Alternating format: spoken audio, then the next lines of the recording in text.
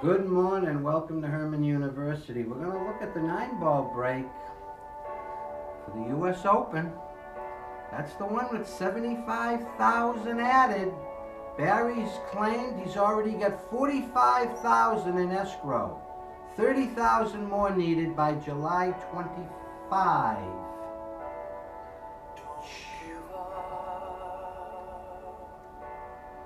It's just the weight of the world. When your heart's heavy, I will lift it for you. Don't give up, because you want to be heard. If silence keeps you high, I will break it for you. Everybody wants to be understood. Well, I can hear you.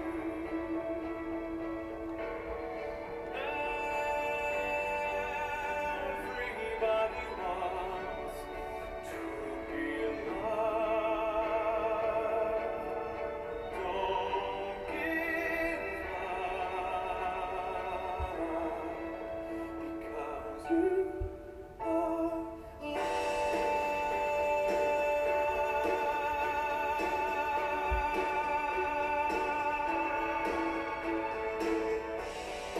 Don't give up.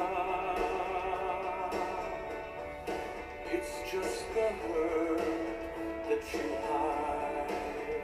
When you're lost inside, I'll be there to find you. Don't give up, because you want to burn bright. If darkness blinds you, I will shine to guide you. Everybody wants to be understood. Well, I can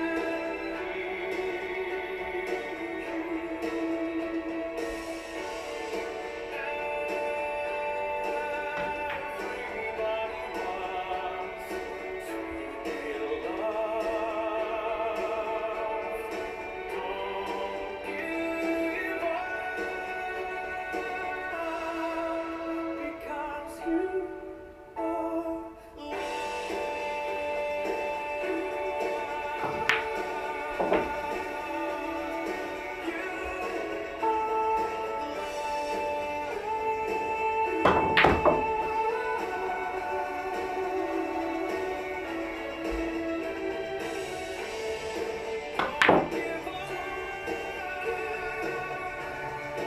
Everyone needs to be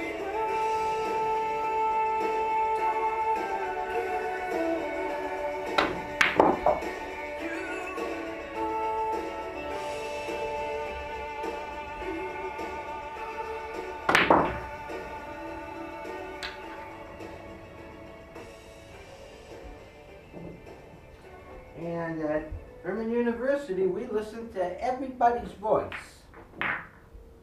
We might not agree with it, but we hear it. We let them voice their opinions on whatever they want. And if we don't agree, we have to argue about it, and that's okay.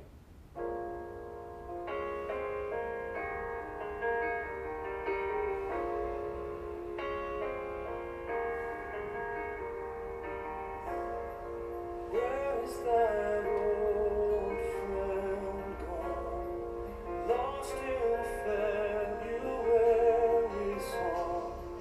Tell him it won't be long till he opens his eyes. Where's that simple day before colors broke into shades? How did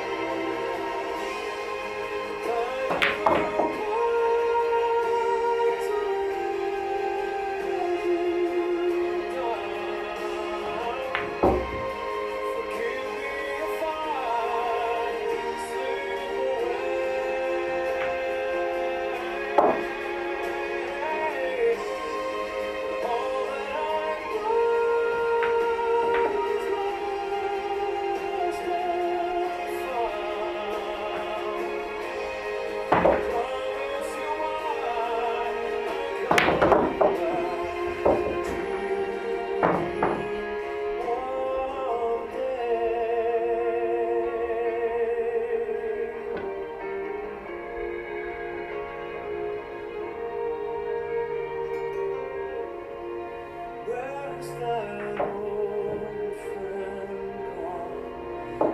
Lost in a February song. Tell him it won't be long till he opens his eyes. Opens his eyes.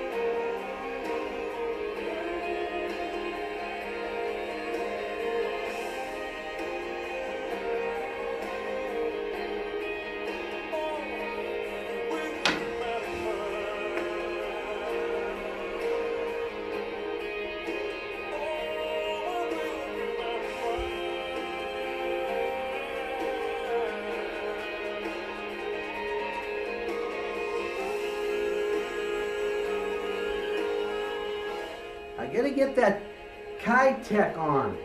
This tip, I'm not happy with this tip. But, you know, when you're not in shape, it's not gonna matter what tip you got, but you don't want to be miscuing, that's for sure. Here's a 3-railer behind the 9. Right like that.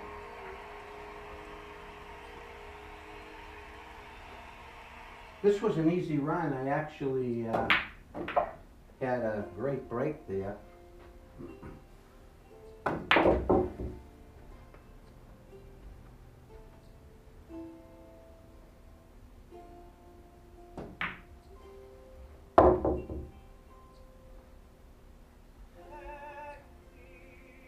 Good warm-up strokes. Drive it in. Very nice. Same here. Very nice. Now here I can play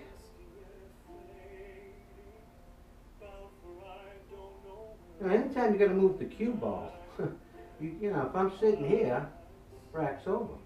But now I got to move the cue ball, so a mistake can definitely happen now. What I like to do here is play it into this corner 2 rails, coming out of here 2 rails, because I have protection here. So what I'm going to do, I'm going to play it right around. Actually, end up with it in there. I'm going to 2-rail it. Yeah. Changed my decision there.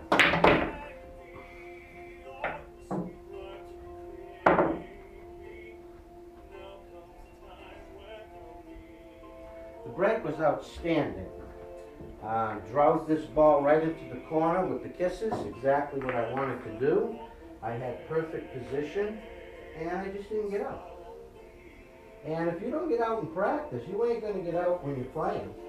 So, that's what you practice for.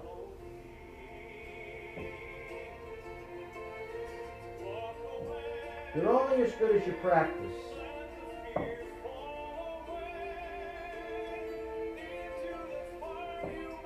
But the break is outstanding. No scratching, great position, and making that corner ball. Can't ask for more.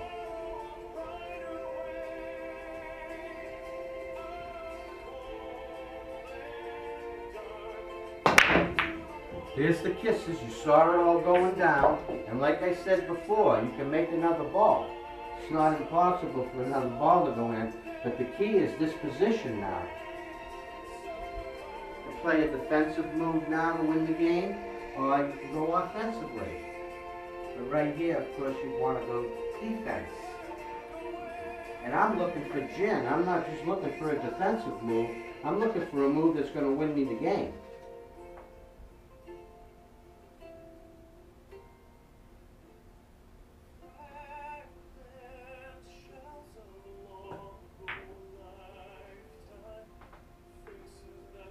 Oh boy. Again, that's not the speed I wanted. So, for one thing, I want to be on the rail. And I'm not. So.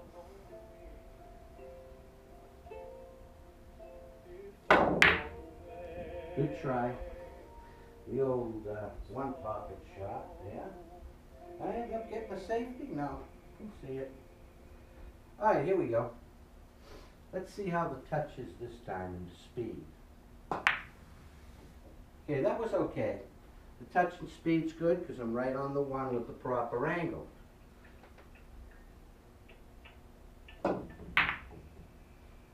There, too much belly. I thought I wasn't going to have to get up this morning and thought I was going to be free today. That didn't happen. So, went to breakfast and now I'm fighting these calories again. Alright, this would be a jump shot. So let's shoot it.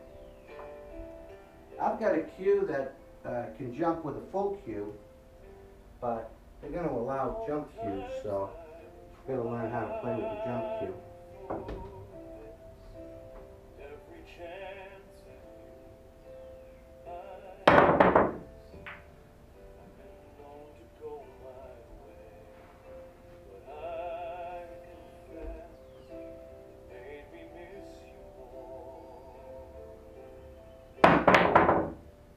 I drew my line across the sand, set my flag in no man's land, but here I am.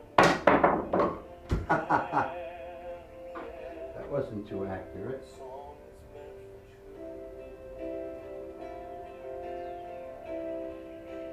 There is a light from a higher window shining down on you tonight, and the music floats on the breeze, bringing an easy time. And all of our cards are on the table. Tell me what you want to do. Just don't tell me that it's too late for me to love you.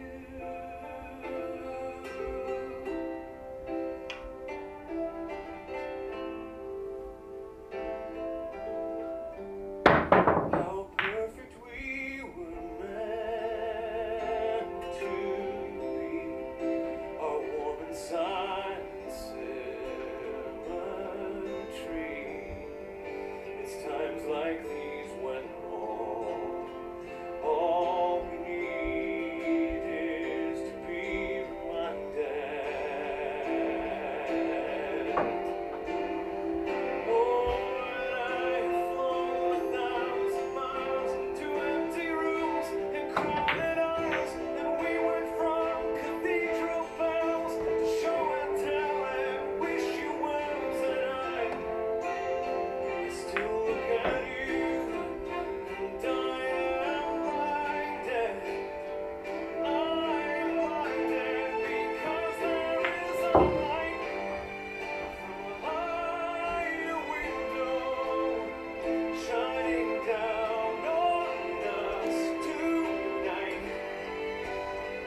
and the music floats on the breeze from an easier time. And all of our cards are on the table. Tell me what you want to do. Just don't tell me that it's too late. Don't tell me that it's too late now. Just don't tell me that it's too late for me to love you.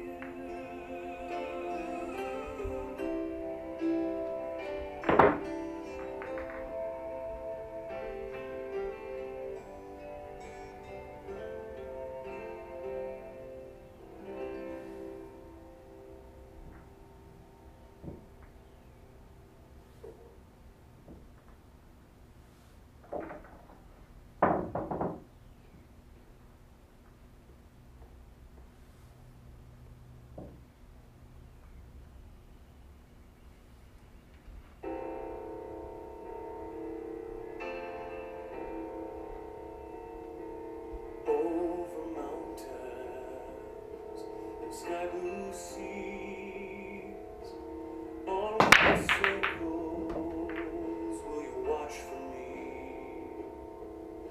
The sweetest feeling I've got inside, I just can't wait to get lost in your eyes.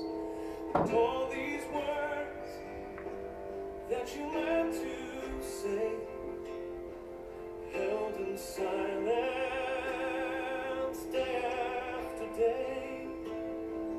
Words of kindness that our poor hearts crave. Please don't keep them hidden away. Sing it out so I can finally breathe and I can take in all you say.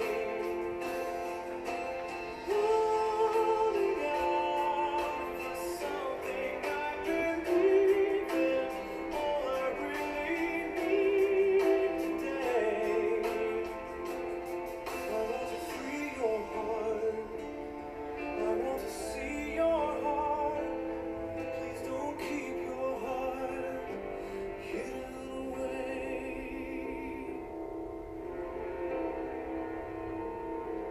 Oh, how bright you shine, a flickered candle in a short lifetime, a secret dreamer that never shows. If no one sees you, then nobody knows. And all these words you were meant to say, held in silence day after day. Words of kindness that our poor hearts crave. Please don't keep them hidden away. Say it out so I can finally breathe and I can take in all you say. Reaching out for someone I've been needing, all I really need today. I want to feel your love. Will you reveal your love? Please don't keep your love hidden away. I want to free your heart. I want to see your heart. Please don't keep your heart Hidden away.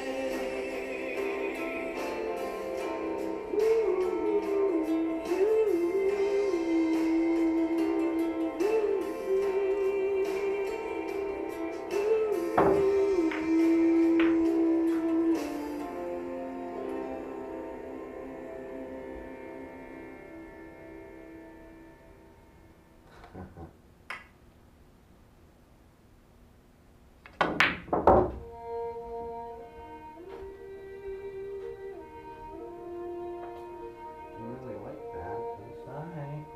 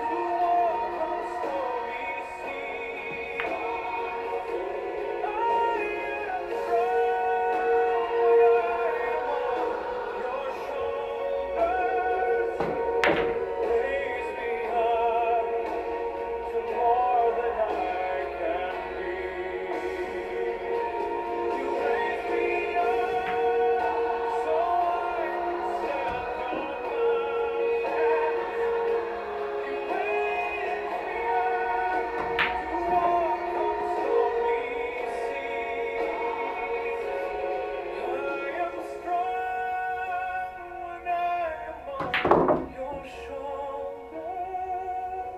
You raise me up to more than I can be.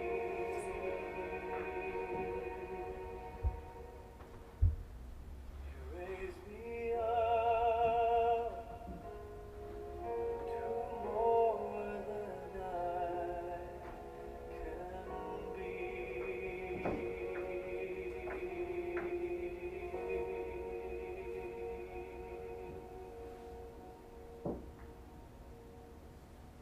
To my beautiful wife.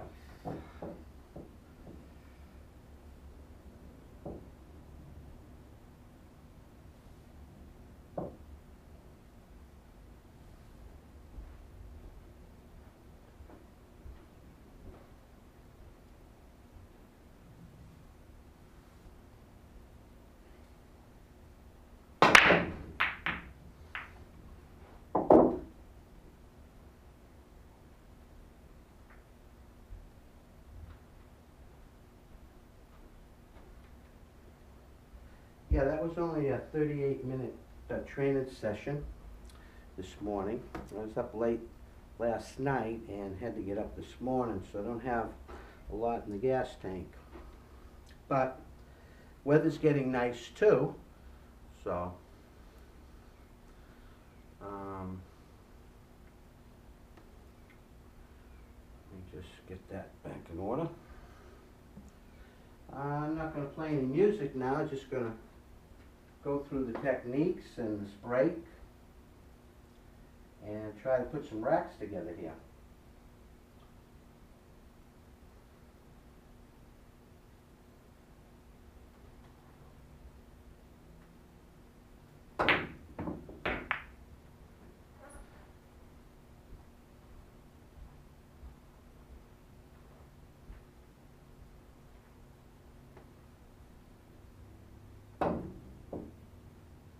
Holy Toledo, Ohio.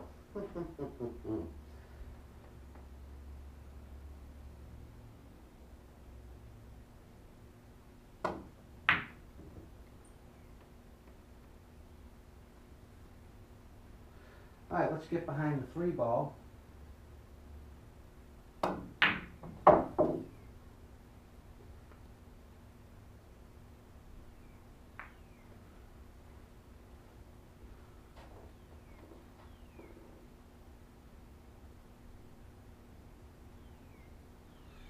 Five ball. It's next. Not too good there. We got to do a better job on the banks. This would normally be a behind the back situation if I was at my right weight, but not where I'm at right now. But that's easily played behind your back.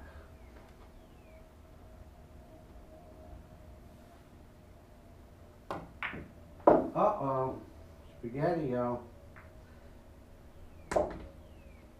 Huh.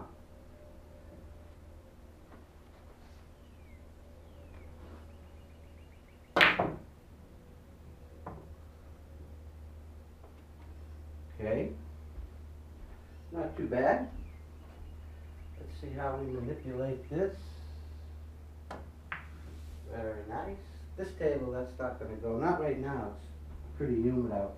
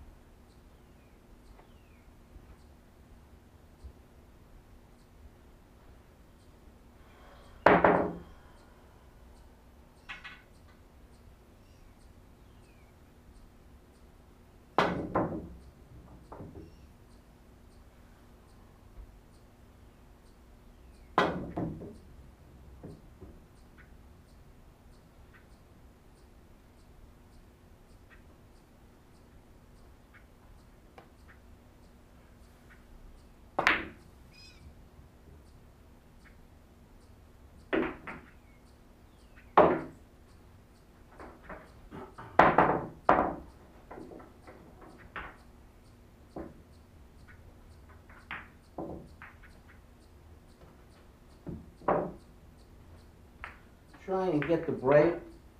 Watch for the late double kiss. Knock that corner ball in. And good position for the one. Down table.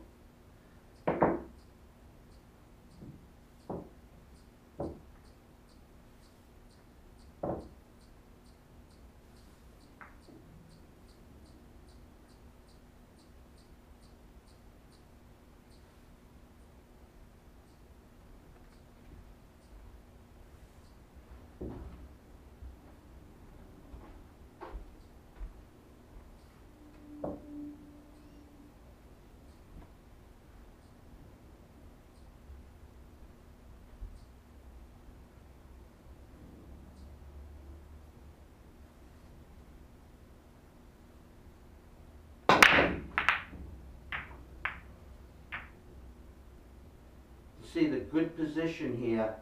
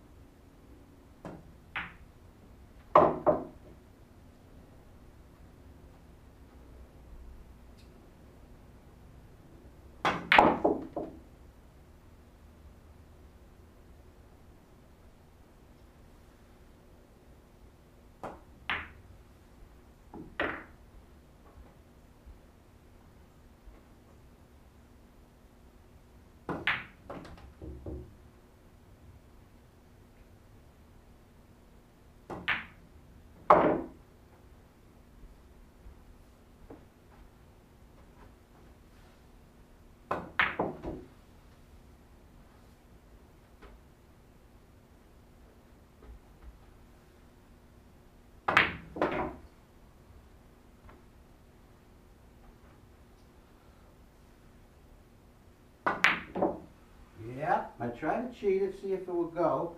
Not in this table. You can forget it. Not a chance. Gold crown, big pocket, sure to go. But no way.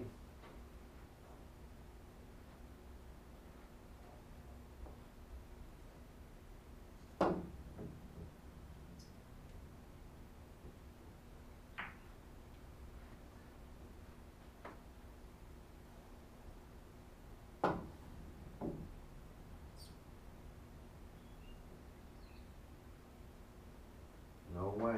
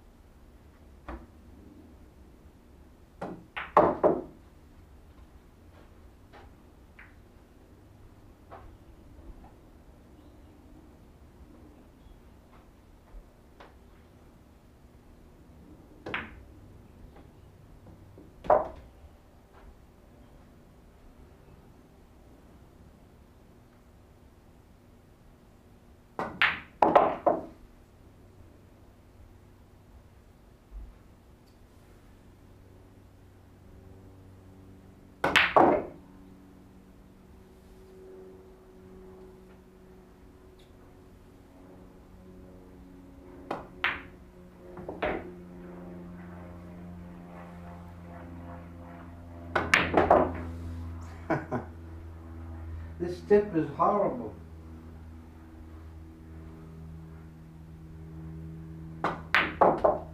Can't draw the ball.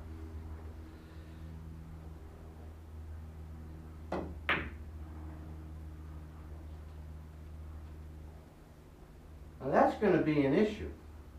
That's going to be an issue big time. They're going to have to move that immediately because that is thick enough. As you could see there, I mean, that ball just ricocheted to another direction. And you can't have that. So that's going to be an interesting situation as to, they should have a referee anyhow at every table racking the balls. The players shouldn't be touching the balls or the rack anyhow. He should have gloves on and just remove that rack immediately, you know, and put the balls back where they were if they're in the rack, you know. But you can't leave it there because it's thick enough that it's disturbing the path of the ball. And how can you have that? You can't.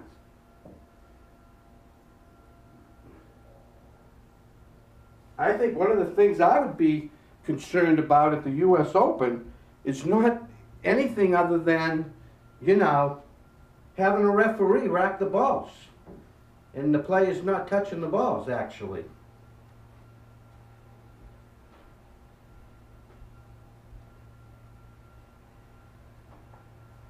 You don't want this break coming at you, believe me.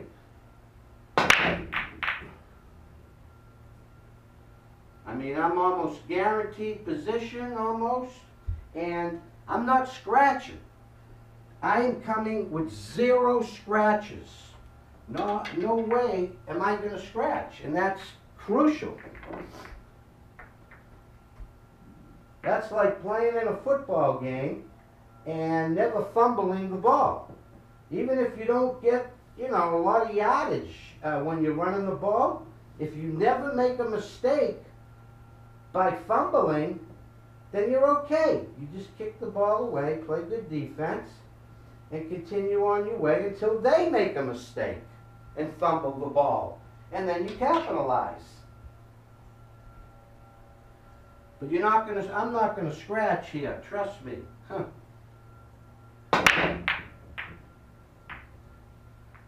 And I might, you know, that's the key to the break, that you're not scratching. Now at this point, this rack's got to be removed.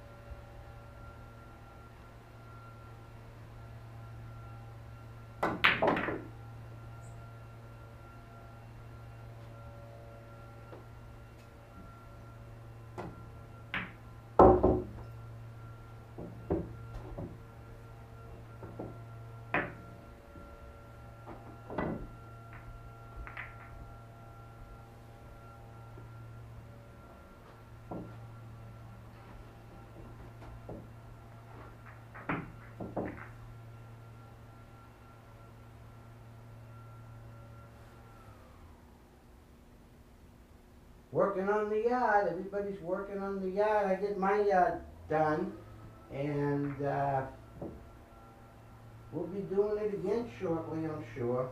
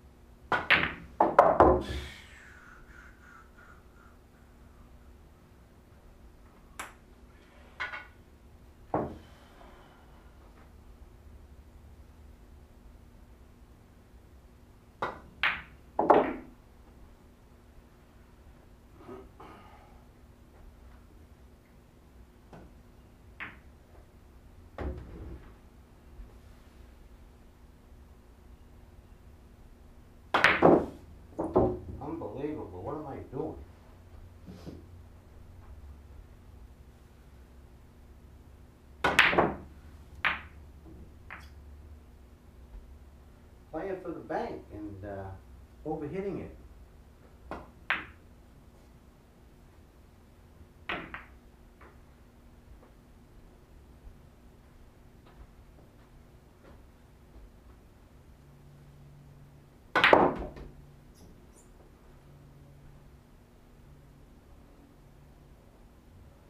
Huh.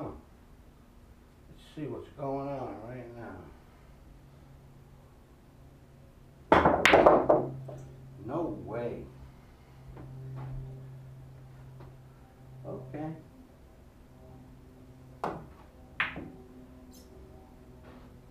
No way I could have ducked there.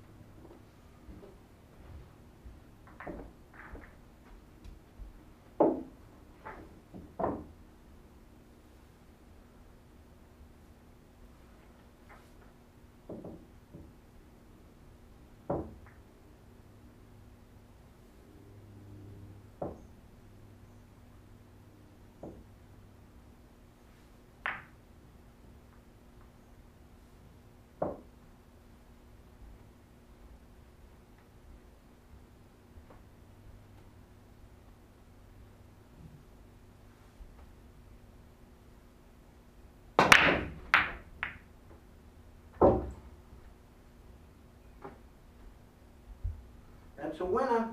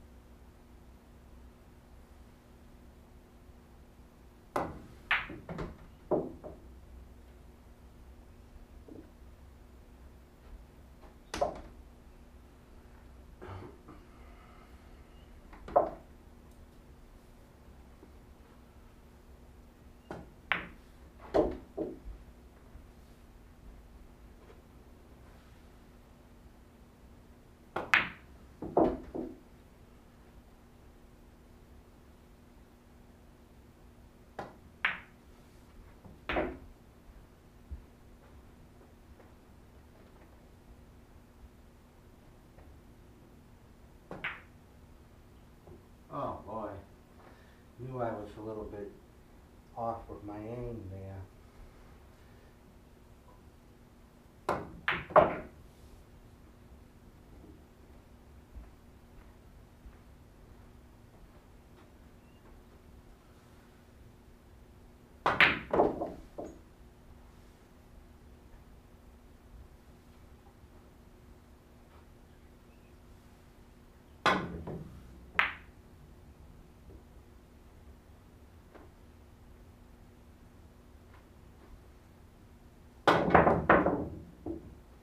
Oh man, it's starting to bounce quite a bit.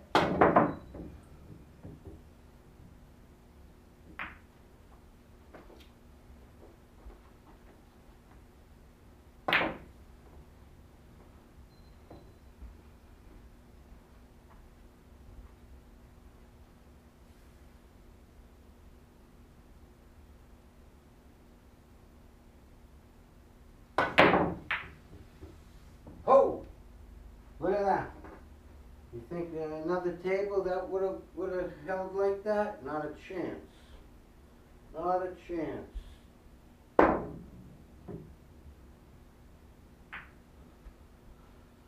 No.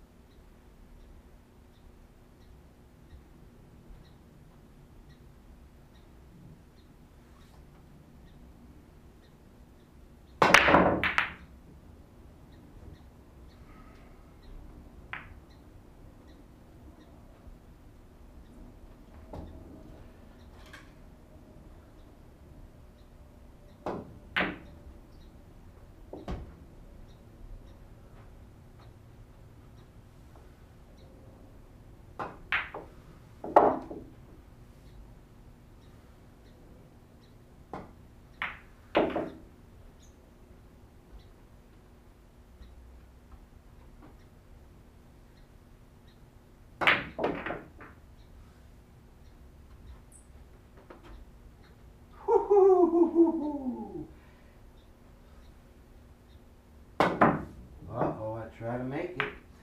And that was a gamble. Instead of going for the hit safety, I'm playing that. And that's costly. If you go for those, you have to make it.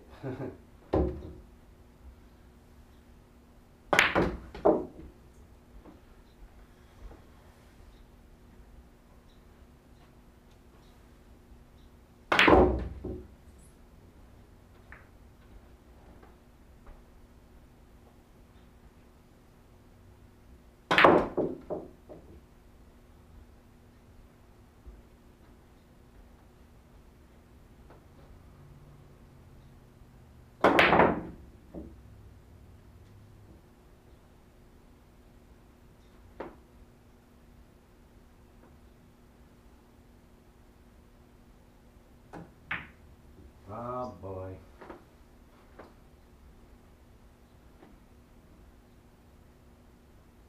And again, though I was a little off, I didn't adjust.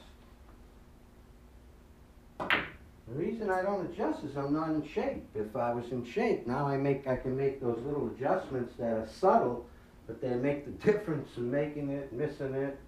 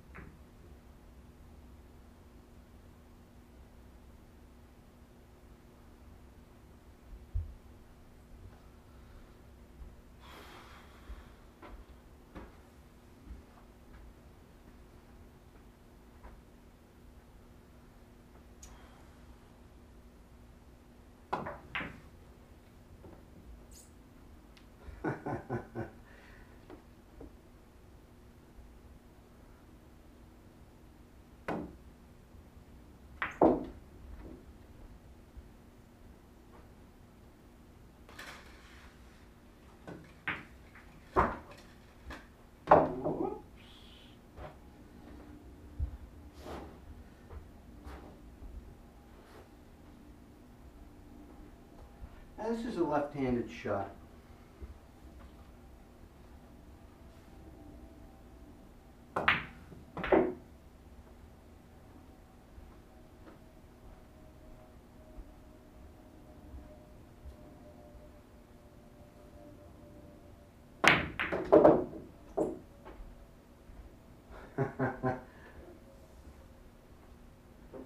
Now normally I'd need a bridge, but because I have a 62-inch cue, this is all reachable.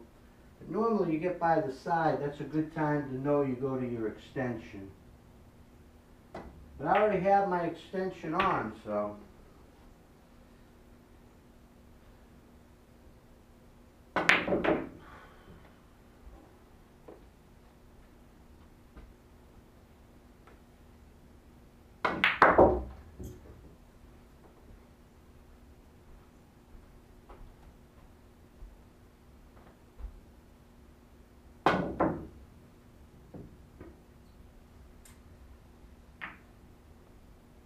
I could hear that rail.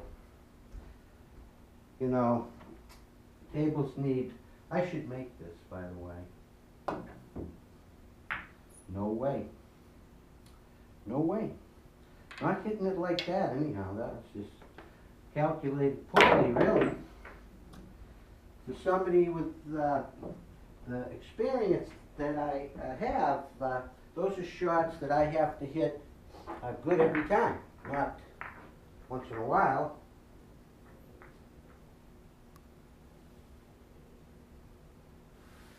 But that's good. That's just, you know, nothing's easy. You're only as good as what you put into it. And if you haven't put a lot into it, you can't expect a lot coming out. So, luckily I got back class, and I don't need to put in as much work as I would if I were a younger player. Although, practice makes perfect.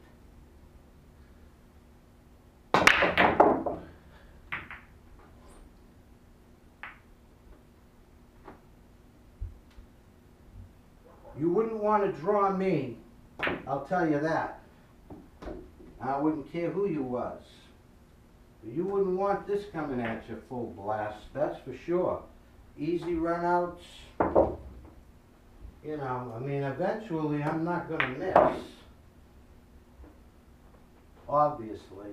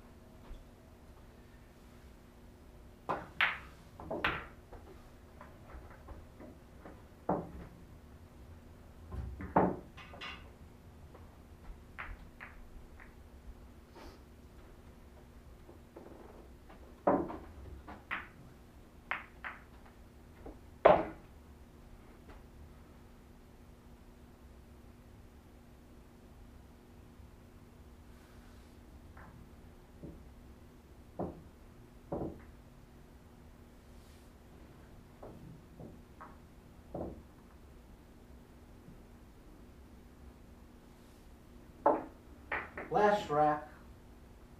Open up the chat and see what's up. I'll let you in on a couple of things that's going on, and we'll talk about it. Yeah.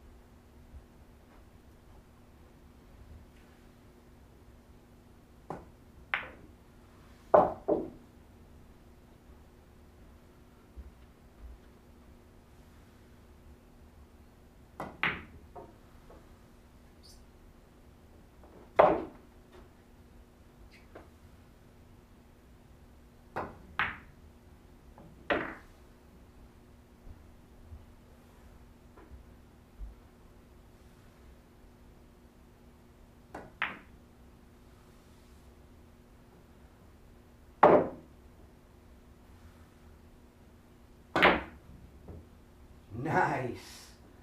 I don't even know why I played it that way. A lot of times when you don't play all the time, you forget the moves. And right there, that wasn't the shot. You know.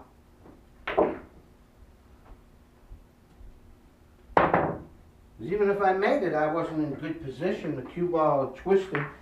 Plus it hurt my elbow because I played it wrong too. That's a good sign that you played the shot wrong when you're twisting to the point where your elbow feels it. So that wasn't as smooth and it wasn't smart, but that's what you learn. That's how you learn. Make a mistake is good if you learn from it.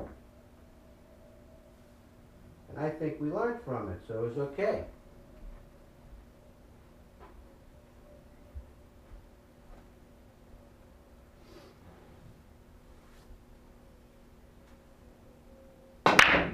Oh no, what are you doing? Oh, that was hurt. Kisseroo got me a real right in there, man. Here's my first scratch, but you can't afford that. Like an interception in football. I made a good break, but I didn't handle the cue ball. I don't know. I didn't handle the cue ball like I wanted, that's for sure.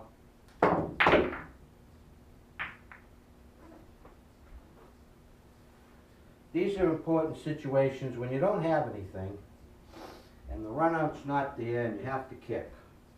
So what do?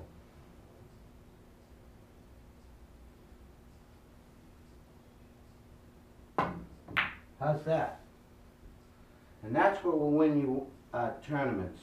Good breaking and good kicking and smart defense. And that was an outstanding shot. Although I can make this and get position.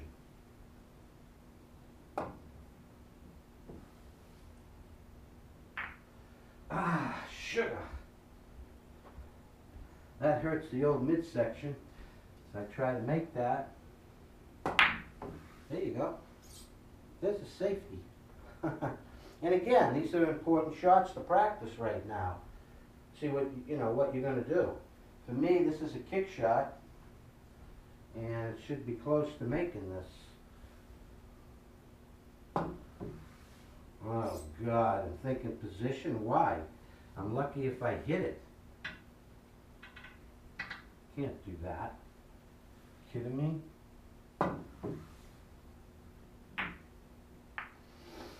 Oh boy. That hit was useless.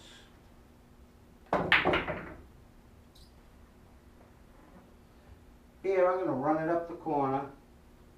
No problem. I want to keep the speed up. See that? That's all.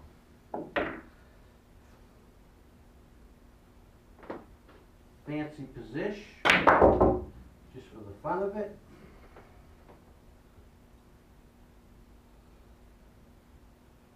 Here, nice technique here to get my position. Perfect. You can see that's good stuff. That's real good stuff there. Oh, I'm doing the old jumperoo. Hi, girls. I hope everything's fine here.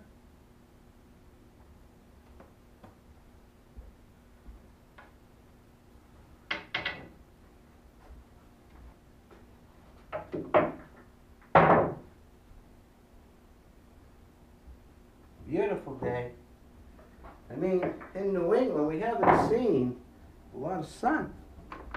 So, anyhow, Oscar Dominguez is in Las Vegas because he's playing a match for a lot of money,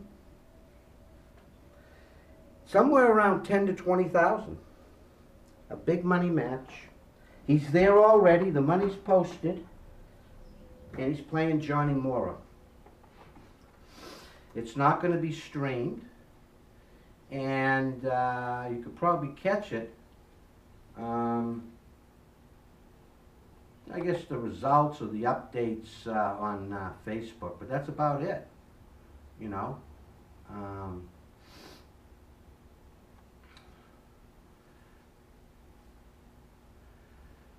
Yeah, Big D, it's real early.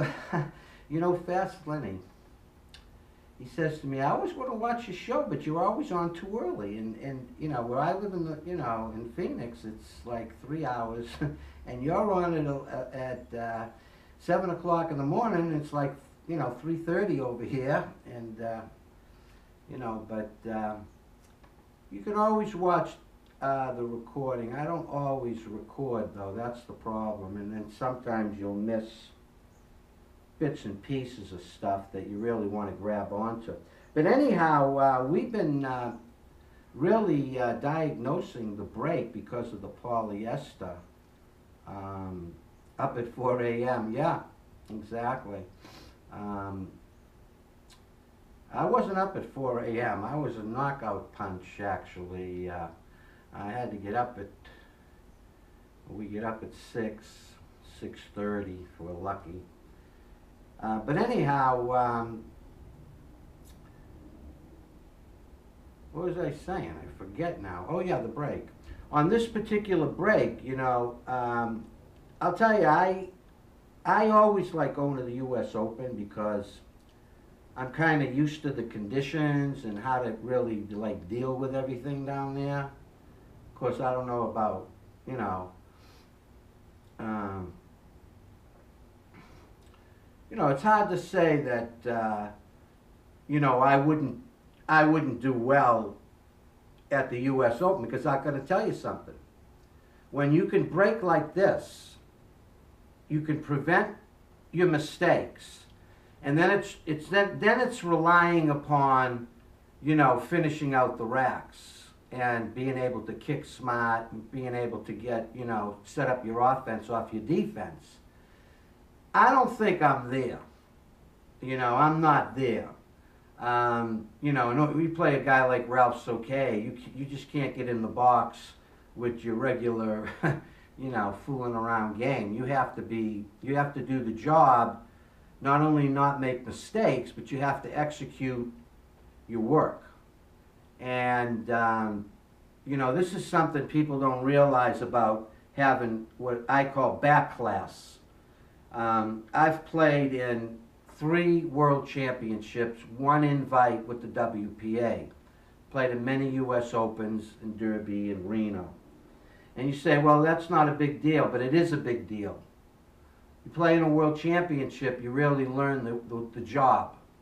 World championship means you're playing against the best every round, every shot, every inning is like, you got to be on your game.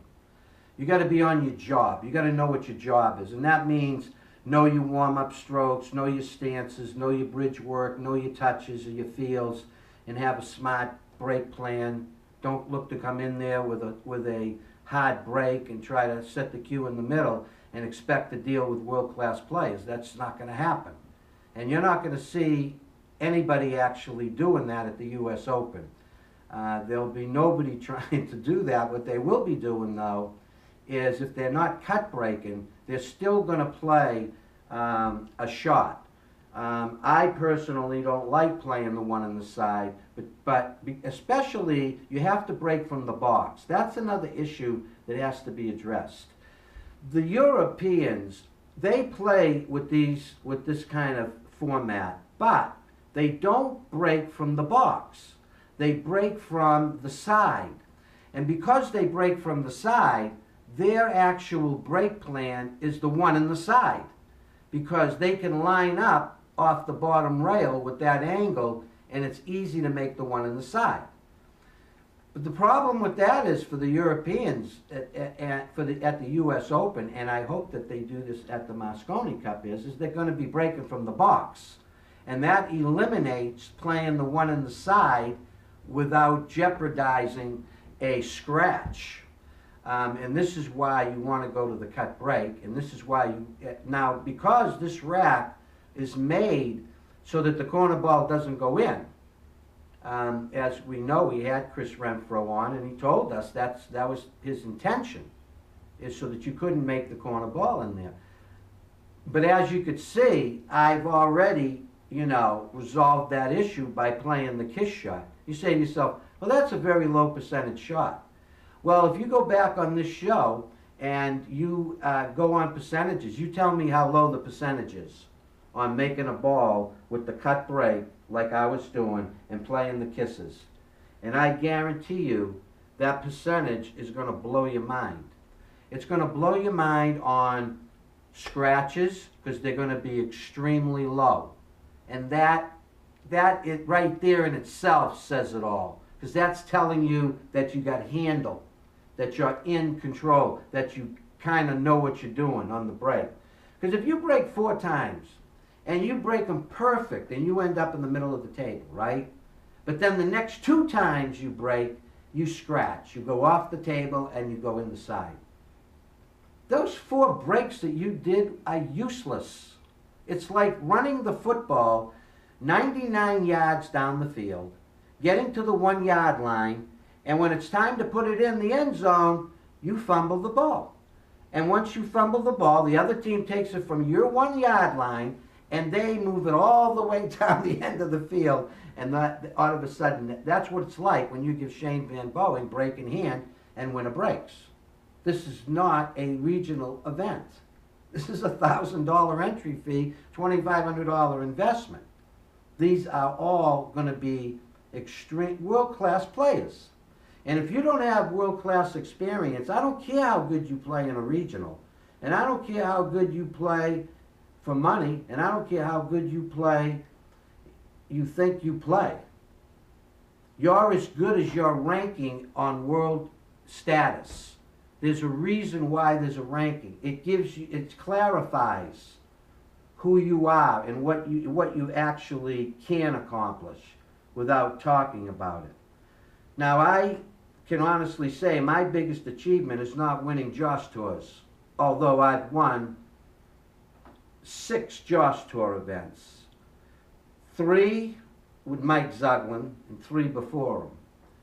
But the bottom line for me is this. My greatest achievement was cashing and being in the top 32 in Germany in 1993 in the World Championship, where I was undefeated in the qualifying rounds and went into the single elimination stage and drew Larry Lascotti, who actually survived in the losers bracket. We were in the same bracket with Fong Peng Chao. And in 1993, of course, Larry beat me and Fong Peng Chao beat Larry, and Fong Peng Chao went on to win the World Championship in 1993. But the kind of experience, I have pictures from the event, the enormous crowd, the enormous pressure, it's unmatchable. It's like it's just like a Moscone Cup. I mean, Germany was very well. I mean, it was very, very crowded, and it was very, very high quality. I would have to say the 1993 World Championship in Königswinter, Germany, that I attended to, I have seen nothing even close to that kind of intensity and that kind of crowd. The only place that I have seen that has been at the Moscone Cup, when they're in England. But other than that, I haven't seen anything even close. I see World Championships being played in Qatar and the Philippines, but neither one of those are even close to the Germans. They just don't have the quality. I don't know how else to say it, but it's a whole different kind of scene. But having said that, I count that as one of my greatest achievements because that really was work. That was really doing the job. That wasn't about trying to make a game. That wasn't trying to, experiment. This was whatever you had in your bag, you had to put it out there. And I got to tell you, the pressure is enormous. I can say that I probably would definitely handle it better now. But at that time, when I thought I was good, I was like one of the best players in New England, very high up there, obviously. And on the Camel Tour, I had never gone to a Camel event. No, the Camel event. I had never gone to a Camel event. One event I went to, I didn't win a match, and that was at JOB's in Nashville. I lost Luat and Warren Chianco beat me bad. But that was the only time I never won a match on the Camel Tour during the whole year. I would beat guys left and right. Reed Pierce, Jeff Carter, Santos. I mean, Dennis Hatch and I had some serious battles, almost coming to fisticuffs sometimes, where I would have him, pretty much wrapped up, and somehow he'd come back and beat me. But just a lot of matches. Same with Hopkins. I had some amazing battles with him. That is real experience. That's where you really learn the job. And it's really not about playing anymore. It's about doing the job. And that's basically what I try to do when I do this show, is I'm not trying to show that I'm good. I'm not trying to show anything but what the job description is, and explaining it so that, you know, people that haven't really got the world-class experience, or even the high professional experience, Reno Opens and stuff like that, you know, I mean, the bottom line is this. You know, if you finish in the top 10 in a pro event, that gives you credibility. You can't get there and not know the job. So in top pro events, the Reno Open, I don't consider Derby actually a real top event, but it kind of is, the way things are now. So Derby 9-ball, I finished top 8. Reno Open, top 8. New England States, when they had the pro event here, I finished top 5. And also Turning Stone. I never played in a Turning Stone event, and I played in every one of the Turning Stone events when they first started.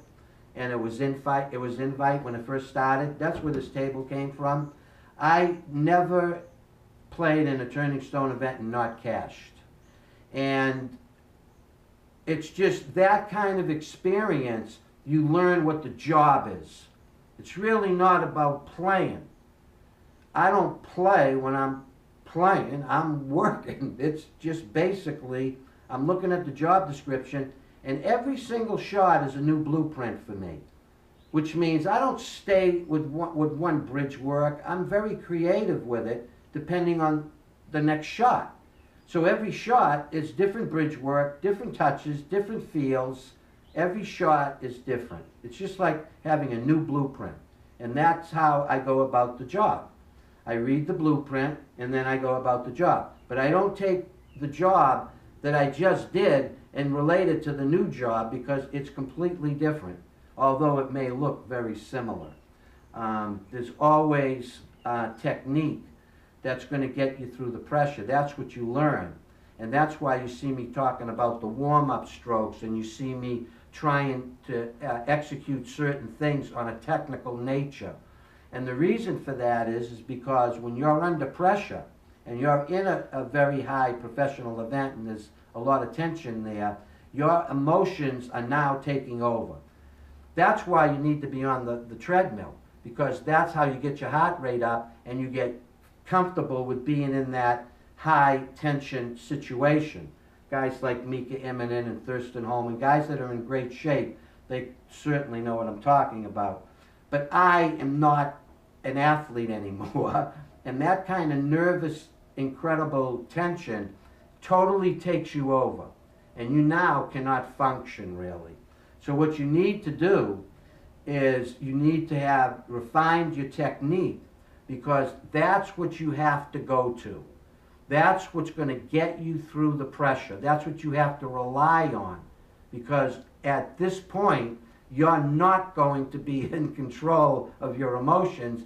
And mentally, if you start thinking, oh no, if I miss, or if this person thinks I stink because I choked, if those thoughts are in your mind, then you're not thinking technically. So you need to be thinking like you're reading the new blueprint and you're going about your business and you're putting your technique out there, because that's what you have to rely on to get you through that pressure. Now, if you hear somebody say something different that isn't a professional, that's just bad information you'd be getting. But if you want to play on a top professional level and you want to deal with that pressure, refine the technique. Understand the creativity and the bridge work that needs to be used, the warm-up strokes, the follow-through, holding the cue ball on your Q-tip as long as possible and directing the cue ball into its position rather than hitting it into its position. I can give you an example. Like I said, I was a very, very good athlete, exceptional athlete. Playing tennis, if you wanted to hit the other end of the court, because right now if you watch the French Open, you can really appreciate this. You want to hit the other end of the court. The guy over here, he doesn't go bing and he expects to hit the other end of the court. What he does is he times it perfectly so that he grabs onto the ball and he directs it to that area.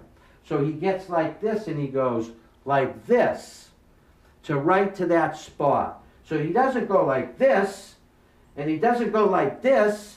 He goes like this and he directs it, and he gives it a little even English, whether it be top or whatever, depending on his wrist movement. But his objective is holding on to it and directing it. Well, in pool, it's exactly the same way, and that's what you're seeing me do, and that's what I'm talking about when I say technique.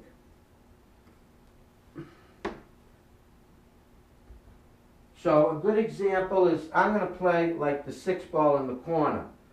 But what you're going to see is how long I hold on to this cue ball. That's what's going to make this shot so easy for me. It's because look at this. See that? See how long I am? So I'm actually only shooting from here to here now, because I'm holding on to my cue ball. And then I'm directing it to the area I want to go. Like I'm going to go to the 8-ball here.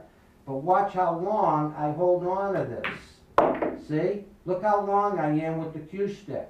And then look at my shape. This is good ball speed. Let's do it again and play to the 4-ball. Oh, what am I doing? I ain't got my glove on and it's a little sticky. But anyhow, that's the idea, is you want to hold on to the ball as long as possible. And that goes on the break too, by the way. So that you have control of the cue ball at all times. It's not running away from you. So that's another, what I call technique that you have to be thinking about. And, you know, also your bridge work, you know, your bridge work has to be, you know, creative, refined, and solid. I mean, the bridge work can interfere with your shot or it can help you.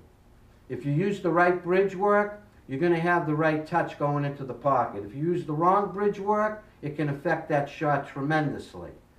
It can cause the ball to deflect, it can cause you to move your bridge hand. All sorts of things can happen if you don't pay attention to your bridge work. Now, I got an opportunity to bring over, you know, a Filipino player to play in the U.S. Open. But I got to tell you, without a residential address and you cash at the U.S. Open, you have to pay 33 1/3% taxes. So if you win $10,000, you have to pay $3,333 in taxes right away for foreign player. That gets taken out right away, and that's just a lot of money. Yeah, I'm taking questions, Big D. Shoot. I take all sorts of questions. I may not agree with some, but I take them. You know? I do have the chat open now. Thank you, Gary. Yeah, I always want everybody to talk. I want to hear your opinions and your views, and you know, I'm sure, you know, you guys know what's going on. You're watching, you know. Big D's asking me, what do I have? Uh-oh. Oh, okay. Hold on, folks. Hi. Can you do me a favor? Call me on my home phone. I'll give it to you right now. 781-562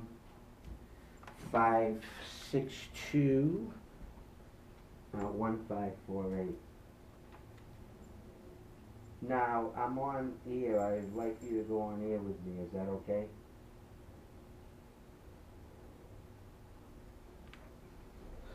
Alright, folks, we're very fortunate enough to have a junior world champion in 1993 calling us up. Mr. Ranella. What's happening there, Mr. Herman? I'm glad that you called me. I want to let you know that I am on the air. I tried to tell you, but you hung up on me so fast. But anyhow, tell me about Wesley and his wife's having a baby or had a baby. Wesley had a baby. I didn't even know she was pregnant. Well, most people didn't, and he's actually, some of the people he knows are a little bit close to him. He kind of tease him a little bit because he really doesn't, Wesley kind of, he doesn't really like talk about stuff like that. And it was just kind of funny how no one kind of knew. But anyways, yeah, he had a baby boy, or a healthy baby boy, a couple nights ago. So, I was telling these people about 1993, and it's just funny that you called because in 1993, Mikey, you was the junior USA champion. Is that what it was? Yeah, it was, sounds about right. Yeah, and you were with me in Germany. I was. Jenga in Germany. I was telling people how crowded it was and how amazing the crowds were. Do you remember?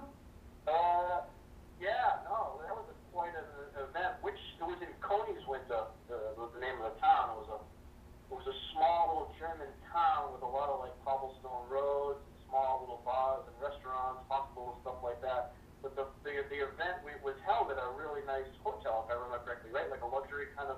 Yeah, it was like 200 a night even for the players. Yeah.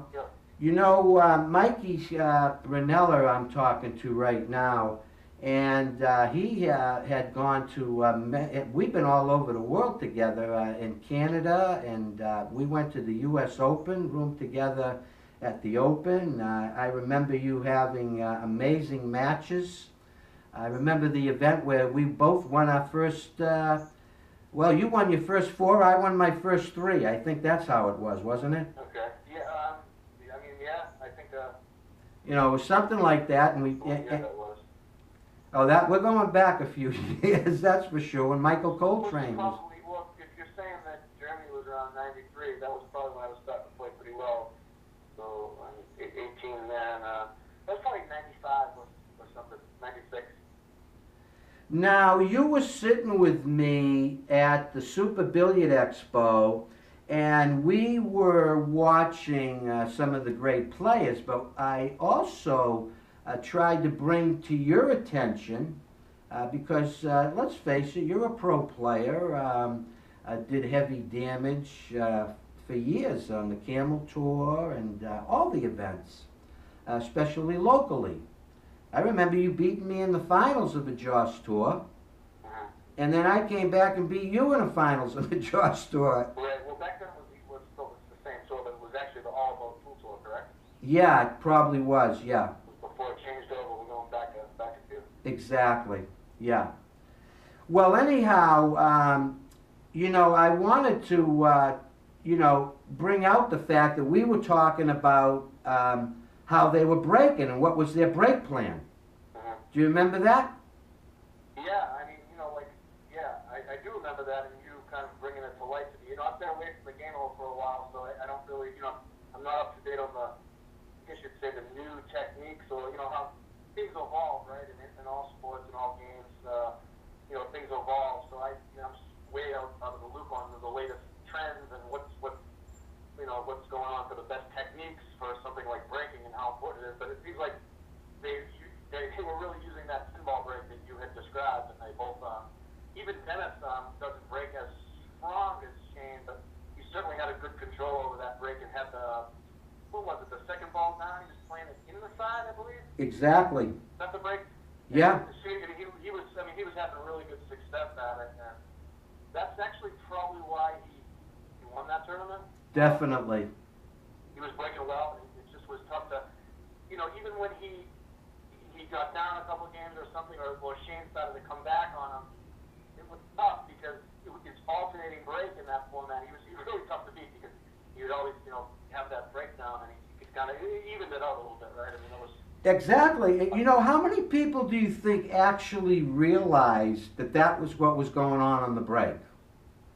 Yeah, I don't know. Probably not too many, especially, I don't think any casual fans would know, and I don't think, that's obviously something that's new. I think that's newer. That must be a newer technique that he figured out. I don't think he was doing that. Again, I'm more of a a fan now and just a casual observer, so I don't pay attention. I don't really play myself. So I wouldn't know, but just from that little time that we watched, I don't think that I watched Dennis play a couple of years ago. I think I don't remember ever noticing that. Now maybe it's just like I said that I wasn't aware of it. And nobody pointed it out to me yet. Yeah, Maybe that's something new that he's. I think that would be. Is it? I mean, let me ask you. You probably know the answer. well, it isn't new because what happened was, Mikey, is when they had the IPT and everybody was trying to figure out how to break with the full rack. Right. And nobody could figure it out, and then all of a sudden it became that everybody was playing the second ball on the side. Right. So now when the game went to 10 ball, you know, where the, you know, it's actually just the same kind of rack, you know? Right. Well, he certainly had a good grasp of it. It was impressive to watch. That was entertaining to watch those two battle in that format. Oh, I mean, you know, you're looking at two of the best, of course, in the world. Edu.Pool. You wouldn't, look at me, myself, you know me, I've been Filipino fan forever. You know, with being friends with Jose Perica for so many years, and Santos, and Warren Kianco, and Luat. And there's nobody going to tell me there's a better pool player than Edu.Pool. Right, right. I mean, yeah, when it comes down to, you know, when you watch him up close like that, you really kind of study what he's doing, and, you know, especially if you have a little pool knowledge yourself, you kind of pick up on some of the intricate things that he's doing about the way he's striking the ball, and his pattern, his shot selection. If you really kind of, you know, if you're really studying that and pay attention to that, and I would, you know, suggest anyone that hasn't, even if you're, you know, not a top level player yourself, you can pick up some stuff. You can certainly learn from that. But if nothing else, it's impressive to watch. It's artwork, you know. There's no doubt about it. Unbelievable. He's so experienced. That's heavy training. There was a lot of hours put in the Philippines in suboptimal conditions, let's say, to be able to come up with those techniques. That's not stuff that many people are doing. The stuff that he's doing is really, it would be hard for him even to explain it.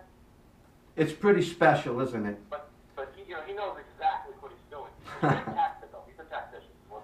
That's what it is. You know, it's funny you bring that up because you know when you know what I have a flashback with, and you'll agree, I'm sure. It was you know, we had played with Bustamante before, but really never real up close kind of stuff like we did on the Camel Tour when we had the private practicing rooms. And I remember you and I were rooming that event. And we go into the practice room, and there's kind of like no tables available. And Bustamante's playing on the front table, and you and I are getting ready to take that table. And we're sitting there, and we're watching Bustamante up close for really the first time, actually up close and personal. The difference, yeah, up close. Go ahead. And it just blew me away. All I could do was laugh. It was just... It was unbelievable. Did you have the same kind of awe feeling that? You know, at that time, I was probably only, I don't even think I was 16 yet. So it was probably a little bit, maybe over my head, I guess. Okay. But no, but looking back and now thinking about that, what he was doing at that time, and you see this in music and stuff, and, you know, in different sports, but he was, what you would say, is way ahead of the curve, ahead of the time. Oh, he just was magnificent. There was stuff that he was doing there that like, again, this is stuff that came from his, you know, hours on the table, you know, in suboptimal conditions. The Philippines, and just techniques that kind of were, he was bringing them, no one had seen these types of techniques that he was using that time. And, you know, he was really the first one to bring stuff like that over. And now, you know, of course, Dennis is, I think, taking it to a different level. Yeah, I mean, Dennis is he's just tremendous. I can't explain how in awe I am every time I see him play. Yeah, he's comfortable. He's very comfortable at the table. His pre-shot routine, his, you know, it's not just, I mean, it's just his fundamentals for a Filipino. He definitely has the best fundamentals of the Filipinos. The only other guy, I guess you could say, with like the rock solid fundamentals would be someone like Alex. Yeah, yeah, You know? yeah. I mean, as you know, when we were friends with Ginky, and Ginky always thought that Alex was the best all-around player. But I think I would still go with Efren. Yeah. Well, Efren did it in a way. Efren did it on. Okay, his is pure. Is really a lot of talent there. More natural, raw ability than I think obviously of anyone else. And that might be stating the obvious a little bit, but his fundamentals aren't exactly the same as Benefit, right? But I mean, Efren's just he's not as solid as his foundation. Maybe he's got a little head movement and some stuff like that. If you were looking at him, but yeah, I mean, he's just. Now, just getting a little off track a little bit, Lance Lascotti, which of course is Larry's kid, he's taken over that pool room and he's going to be a 50% partner there. Good to hear.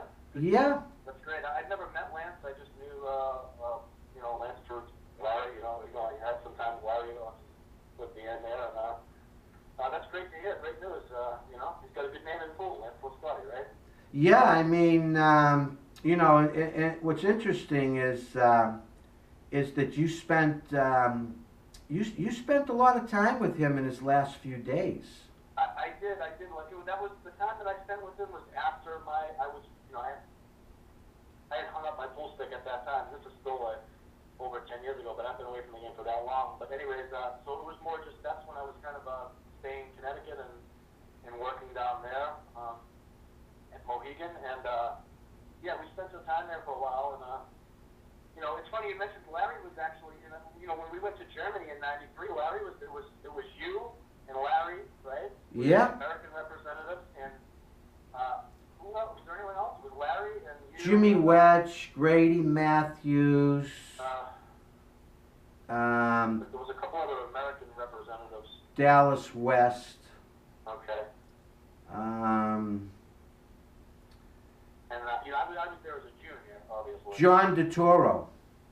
Right, but Larry was actually there, and I think he had a pretty decent run at that tournament, and I believe he lost to the eventual winner in a late round match was Feng Feng Chao. Is that? Yeah, that's exactly what happened. Larry beat me. Yeah, and Larry, Larry really, towards later in his career, he kind of wasn't taking it seriously, and didn't have the same result as he did when he was younger, But when we talk about technique and stuff, a lot of people don't realize how strong Larry was. Oh, he was tremendous. With some of his techniques. So if you watched him play in the '90s, it was kind of probably hit or miss, or maybe it was more even that you would watch him and he probably wouldn't have such a great set because he was playing, races and nine-ball, and it's just, I don't think it's just what you weren't seeing him at his best, right? But well, if you paid attention to his technique, if you paid attention to innovative as well. Yeah, if you paid attention to his technique, his education in the game, and all his choices, I mean, in 1976 he won the World Championship, the youngest player to ever win the World Championship, beating Mizrak. Yeah. And as you know, that nobody had more gamble than Larry Lascotti. Nobody. And that was, 1976, youngest world champion? I mean, he's going back. He was young at the time. Yeah. And he was, nobody wanted any part of Larry Lascotti, and especially for money. Right. I think, as the legend goes, how stories get changed over the years, and I don't know this story, but I think there's something about even Mizrak potentially didn't want a piece, or maybe that Larry had won his cue stick from him, like Balabushka. Is the Exactly. Exactly. What happened was Larry beat him twice in the finals. And Mizrak said that you were lucky, you can't beat me. And Larry says, well, I'll put up the 10,000 I just won against your Balabushka that you're playing with. Right. And they played, and Larry beat him out of the queue. He ended up selling the queue to Kerry Hebert. So it was, that's an amazing story, but that's a great Larry Lascotti story. I mean, Oh, yeah. great pool story, and like Steve Mizrak, what an absolutely one of the greatest players to ever pick up a cue, and that's just a great story. Yeah, I mean, Mizrak was just smooth. Smooth. after he retired, he was just awesome to watch. I mean, if you want to learn, you watch Steve Mizrak play pool, right? Yeah. Like, so for Larry to be able to beat him twice in the finals and then, you know, challenge him for the Balushka and win, I guess that says something about Larry Lascotti's pool game that maybe people that watch him in the 90s didn't know. Yeah, that's very well. Larry, as far as they have the show The Hustlers. Have you seen it yet? Actually, no. I'm familiar with it, but I actually haven't watched it. I don't watch too much TV, but I actually, speaking of Wesley, he was watching a couple, and I was over his house a few days ago, and he put it on the on-demand there, and I watched about, I don't know, I watched 15 to 20 minutes of one of the episodes, and, you know, so I haven't really watched it, but I'm a little familiar with it. And hey, you know, anything with pools, you don't want to knock it, right? I mean, it can't be a bad thing. No. It's fun, right? I mean, is it fun for what it is? I don't really know. I do. I like it. You know, it looks a little bit, you know, as all reality shows are, it's a little bit, I don't know the word, a little cheesy, right? And staged, but, you know, it's just fun and light, right? It's not meant to be taken too serious. I saw Jared and Mike DeShane speaking in it, and I thought they came off pretty good. Yeah, I mean, I agree. I enjoyed it, and of course, we're rooting for Jared and Mike to do well anyhow. Yeah, right. Yeah, right. You got the people rooting for them and rooting against them, right? And what's funny is they're claiming to be from Boston, which is kind of weird because neither one of them have a Boston accent. That's for sure. Right. Well, Jared for sure is he's Boston, right? And you got to give Jared a pass. Mike is Jared's a Boston guy. Mike is he's New England, right? So. Yeah, I'd give him New England. I wouldn't give him Boston. No, but I think if you're from Maine, you have to claim, kind of like you're a Red Sox fan if you're from Maine, right? So you kind of have to claim Boston. So can we? I don't know. What do you think about that? You're not giving him Boston? You got to give him New England? I'd rather give him New England. Yeah. But speaking of him, like, and they asked me about the Hustlers, I thought I think he comes off good. I mean, you know, he kind of tells it like it is. I think he's doing great. I just like the, I'll tell you the truth. I'm enjoying it. I'm actually enjoying it. I like everybody on the show. Yeah. And I'm not turned off by anything that's going on there. That's great for you to say that. I know. I mean, I'm calling them. You're not ripping the Hustlers. They're from New York. I'm not a big New York fan, that's for sure. But number two. It's just something that typically I would think catches you typically be ripping. Yeah, of course, because I'm Boston. That's pretty good.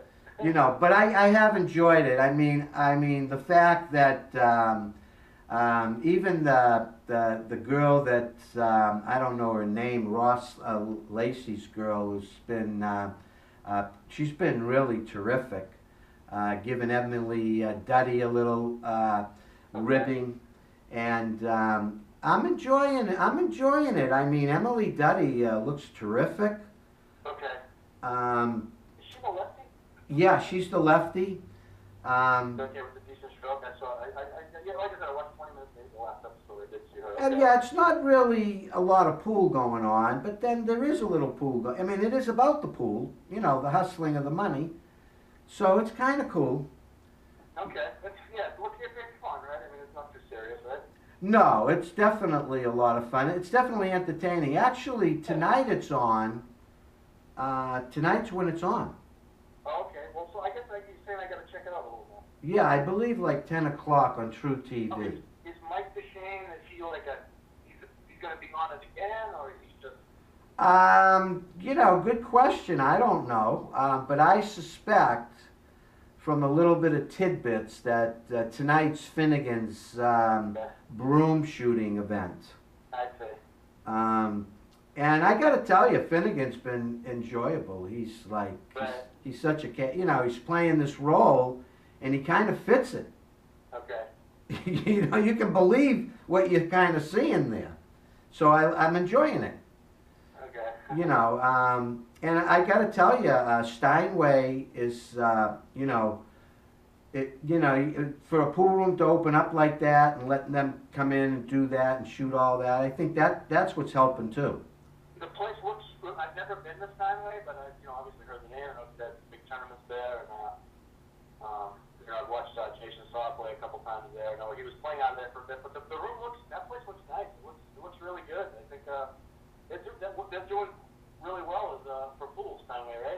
Yeah, I think it's, when you got good owners and they're friendly like that, Yeah, that makes the whole room. yeah. What was I gonna? In New York. I haven't been to Steinway actually. You haven't? No, I haven't even. I'm not crazy about going to New York. I know you're not, especially a pool room in New York. Yeah, I mean, I went to Carom though. I saw the billiard event, and I might go back to go see that. Right. But as far as going to these other events, like, and spending the weekend there, it's just too expensive. It's tough. Right. And also, we in Boston have an attitude about we don't like nobody and nobody likes us. And that's just. It's trending towards that now, and I think we're okay with that right now. Yeah, we're okay with that. I mean, we keep beating everybody, and that just goes with the turf. But I think before now, like 10 years ago, we kind of got defensive, right? We couldn't figure out why all the other cities kind of Didn't like us a us. little bit, right? And we always tried to defend, but it seems like now people are just kind of accepted that we're just gonna be disliked from other cities in the sports world. Yeah, I mean, gee, look what happened to the Patriot quarterback. Right. There's a good example where now they're just going to. So I think now at this point I'm just like, okay, well, I just accept that we're, probably the. Well, I don't even think it's probably the most successful sports city in the last 20, 30, 50 years. Absolutely. I mean, That's debatable. I was reading something on the other day that it's just by number of championships won of the big four sports of the 14. Boston was number one. Interesting. Yep. Yeah, I could. Actually, number two. I mean, you can believe it. I mean, look at like today. It's so gorgeous, and the Red Sox are playing. It's right in the city. Right. I mean, it's crazy. How are you not going to enjoy that? Friendly Fenway. Yeah. I mean, what a day for it. Well, as you know, Jason's playing with Miyuchi now. And back when you were playing, and I was buying and selling cues and stuff, and I used to tell you about how good Miyuchi's were. And you ended up actually playing with a Miyuchi for a while. I think most of those events that you played in. Yeah, it actually, Miyuchi suited my game well at the time.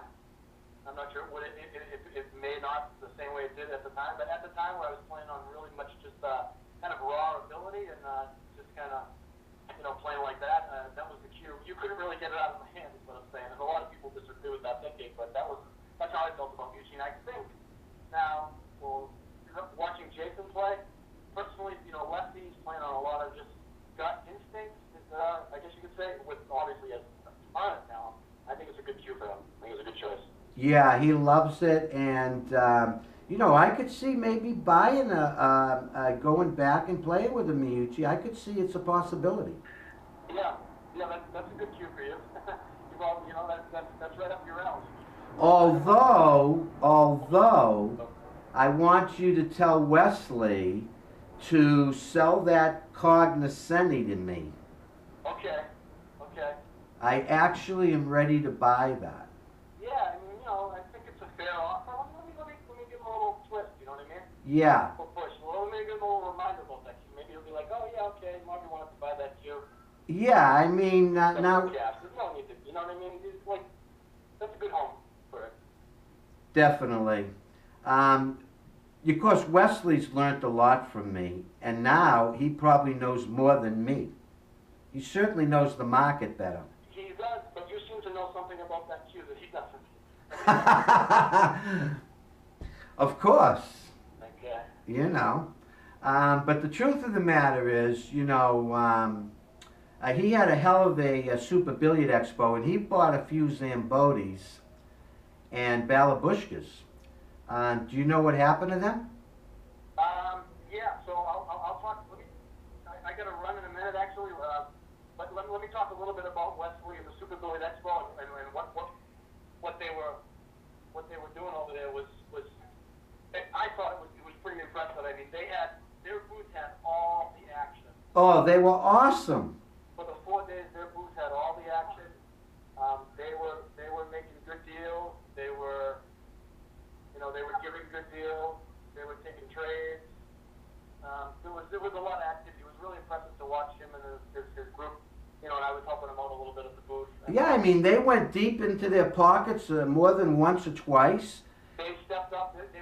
They were stepping up and buying huge cash where other people wouldn't. Exactly. They were taking trades where other people wouldn't. Exactly. That was creating a lot of buzz and a lot of action throughout the Derby.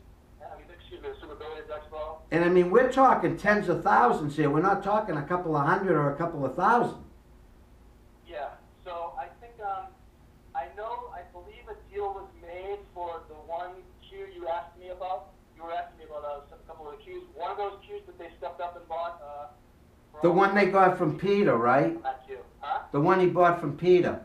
Yeah, I think that's the one. Yeah, it was a Zamboni. Now I believe that there's been a transaction in the queue world with that queue. Wow.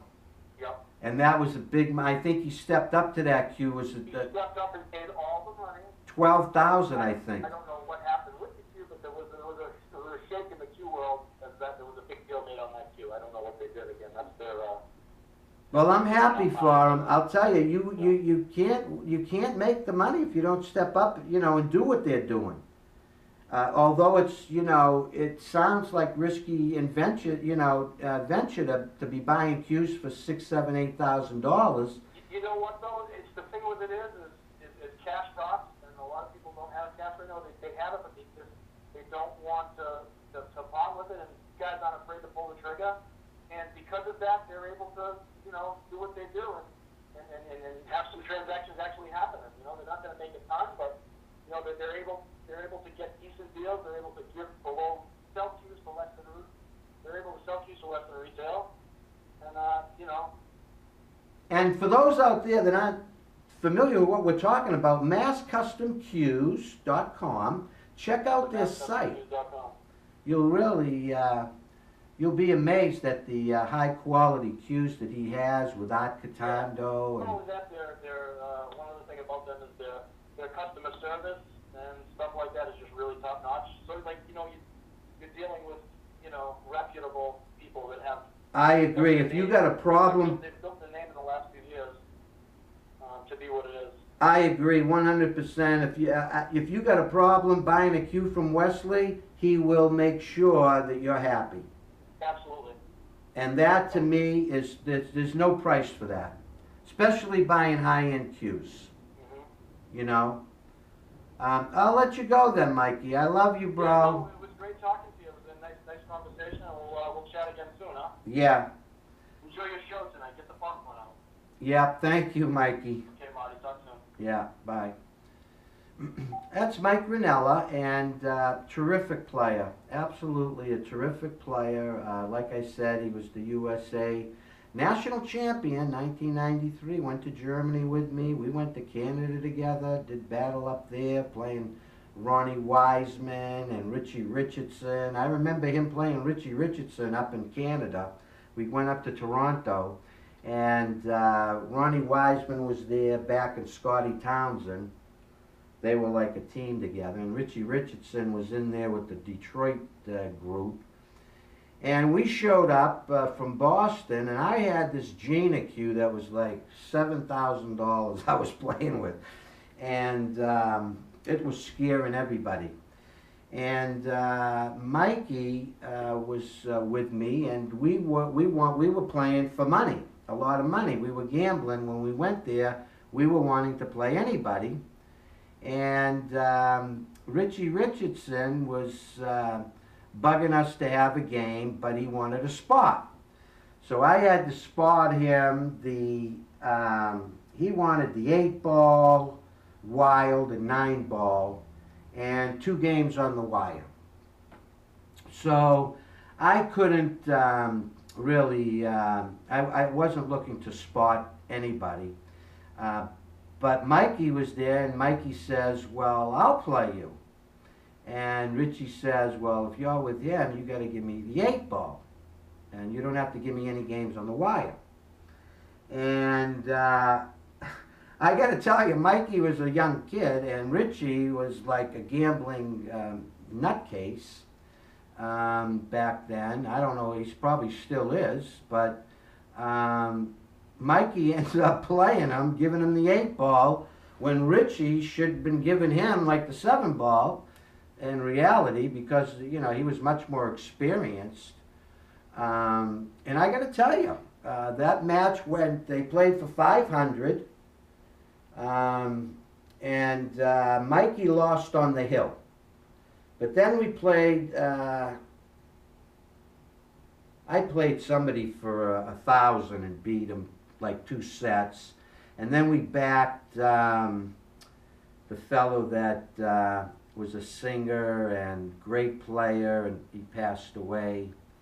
And I was backing him in a match with Townsend. Ronnie was backing Townsend, and we got beat there. But it's quite interesting, the history there.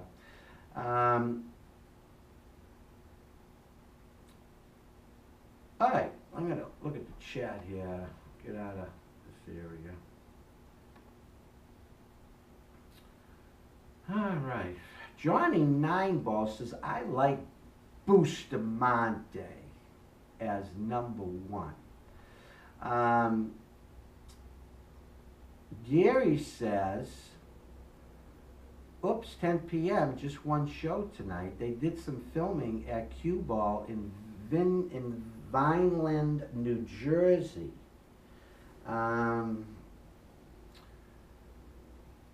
Troy says, come to New York to watch a real championship team. I don't think so. Although, the Yankees are actually going to beat out the Red Sox this year, and that's kind of sad. I got to tell you. Jose Garcia's place. Yeah, I love Jose Garcia. Great player. Troy says, be right back. Hold on, if you could, with the Southwest question. Oh, boy. There's a lot of Southwest available. The Greek, Greg, Anadakis, he's got a bunch of them. They're a little bit out of my price range, but I like the cue. Dennis is asking me about closed bridge. What do you have to teach about closed bridge? Is there much to know? Say finger pressure, palm hand on table, or so forth. Good question. I mean, bridge work is very unique for everybody because we all have different hands, different size fingers. One's thick, one's long, and somebody broke their finger, or one finger is shorter than the other. So the bridge work actually is something that I think is very personal. I think it's very much where you have to use your creativity, and don't rely on copying somebody else's work because they don't have the same hand as you. As far as closed bridges and open hand bridges and, you know, locking in, and, you know, some bridges you want tight, some bridges you want loose. Every shot is different, and every bridge that you use is going to have a subtle difference to it, whether it be on a touch or the feel or the formation, but be very creative with it. I think the best thing to do with that question, the best answer, is just be creative. Allow yourself to be creative with your bridge work. Allow it. There's nothing that can stop your artwork, and if you're creative with your bridge work and you use ingenuity, and I think that's how you get to good bridge work and good technique. But everybody's got their unique things about them that, you know, some people would be better with an open hand bridge, and some people would be better with a closed bridge, or 3 fingers under. There's so many technical bridge differences The techniques are really quite variable. What really it comes down to, whatever technique you select or whatever creativity you come to, that you refine it. That the technique that you're using is not soft. It's real solid stuff in its whole form. So that's really what's important. It's not really important as to the formation and all of that stuff. You just need to refine your technique, whatever technique you elect to be creative with. And ingenuity plays into this. You know, to me, pool is art. And when we talk about the Filipinos, you heard us talking about, you know, Bustamante and his presentation, his artistic impression of the sport.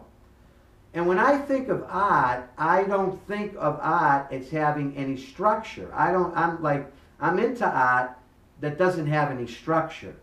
So anytime that structure comes into play, like in pool for me, I'm not into that.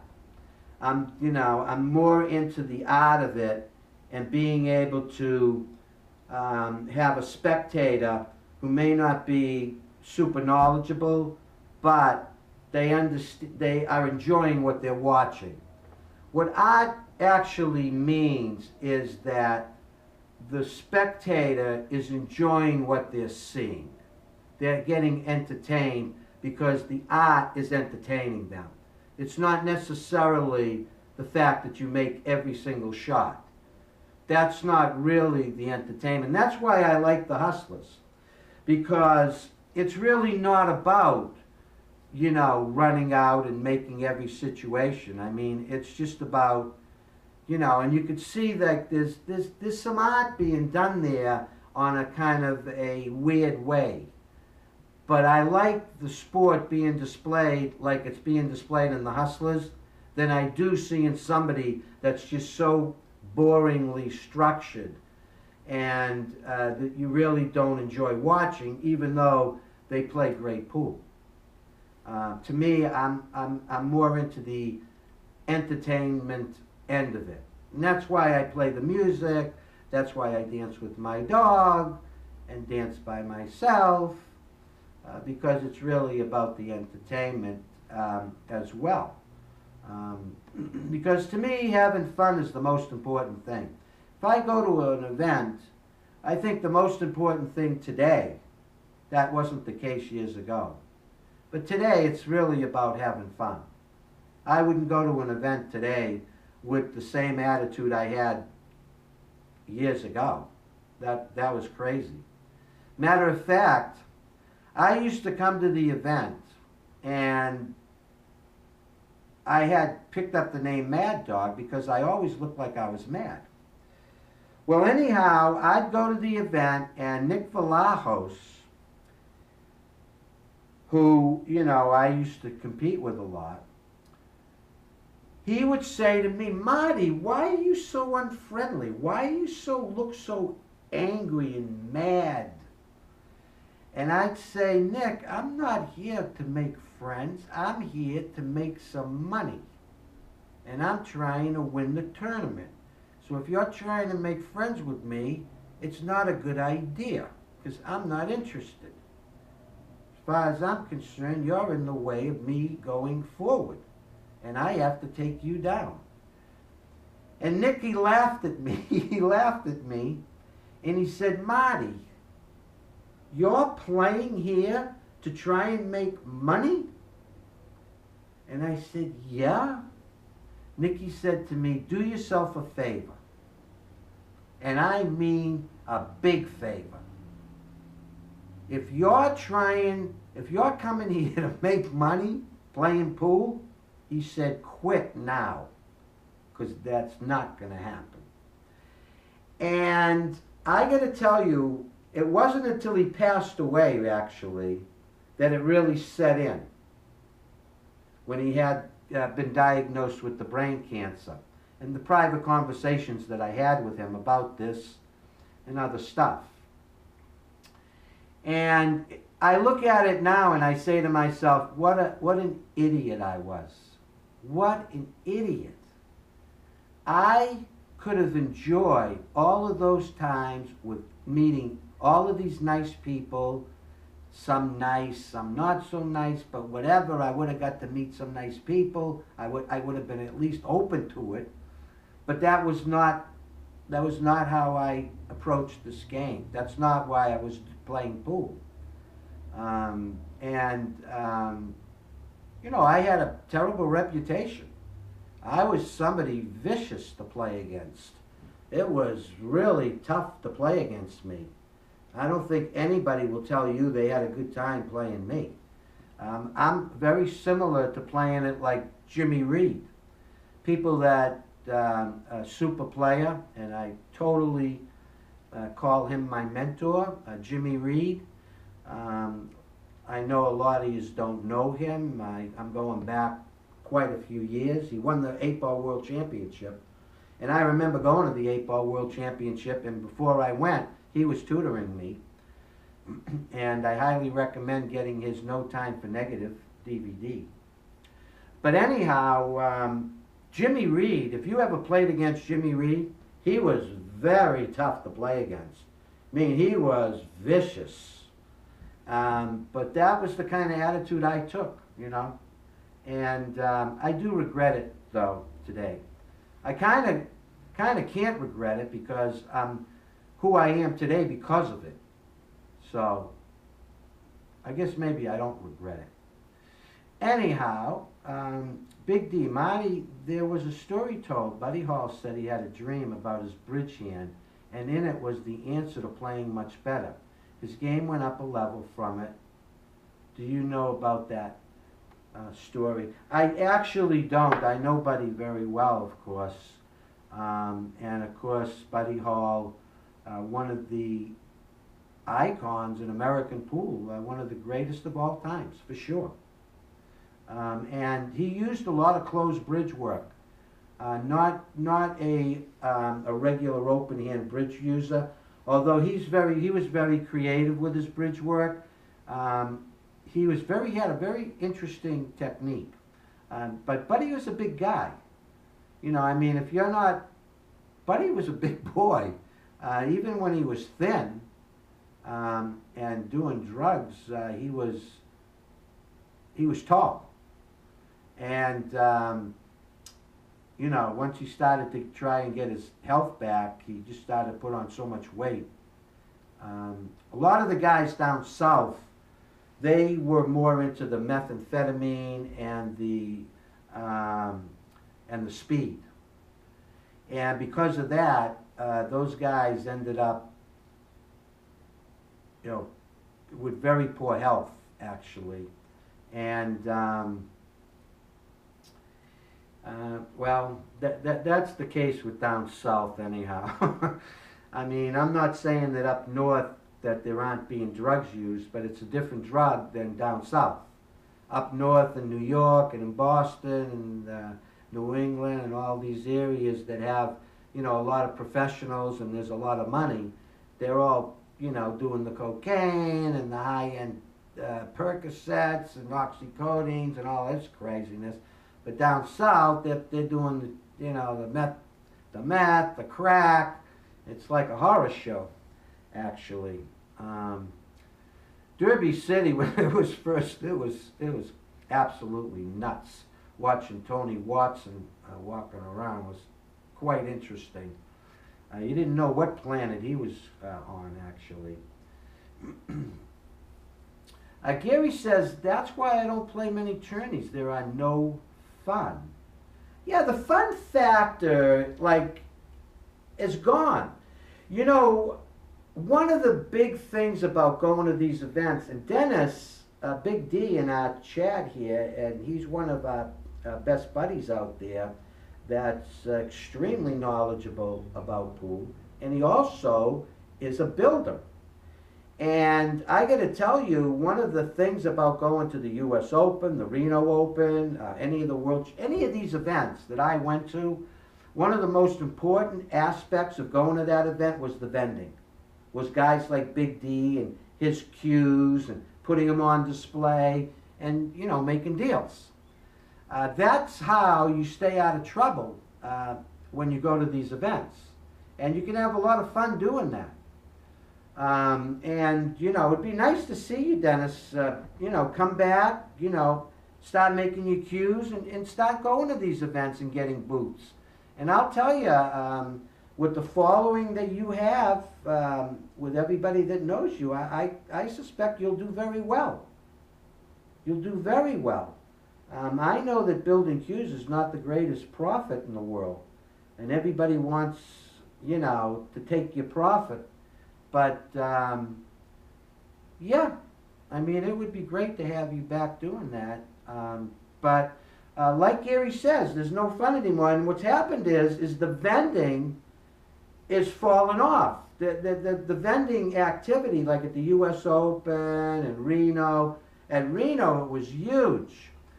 Years ago, they had incredible companies on the West Coast Billiards. I don't know if people remember them, but always had, like, you know, we had Ernie Gutierrez from Gina Q would come, Jerry Franklin and Laurie would be there. I mean, we had incredible Billy Schick, you know, and Mikey Lambros and Paulie Marty and Jimmy White. Not so much Jimmy White. Jimmy White came after Paul, but Paul used to come to Reno and have a booth with all his cues and stuff. And this is how we got to meet all of, you know, these guys, you know. But anyhow, let me give you this here. Addiction is the only prison where the locks are on the inside. This is extremely deep statement to people who have had addiction like myself. And finally, I'm free. Addiction is the only prison where the locks are on the inside. And people that are out there that have any kind of addiction, alcohol or narcotics, please go to detox. Go to detox and get well and get educated. If you find someone who makes you smile, who checks on you often to see if you're okay, who watches out for you and wants the very best for you, don't let them go. Keep them close and don't take them for granted. People like that are hard to find.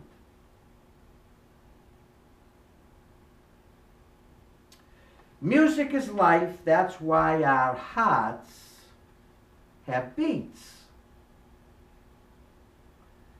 You know, I was looking at the board between the event at Snookers, the Josh Tour event, and the other event that was on the 3.5 by 7.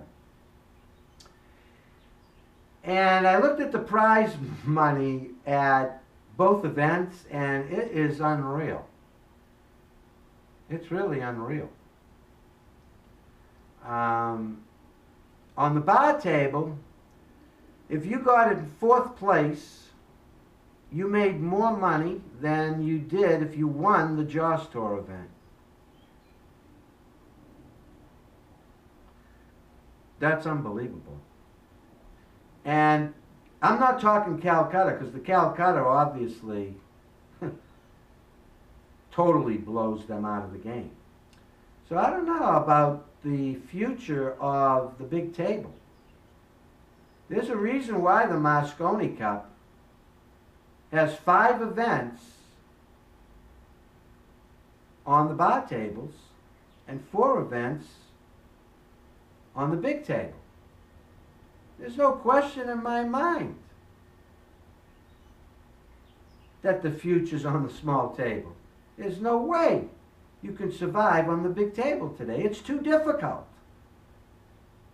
And a lot of these players who aren't,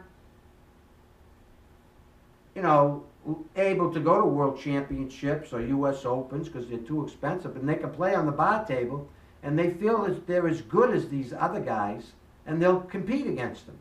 They won't get in the U.S. Open, but on the bar table, they'll all fly in there and play. And that's where the numbers are.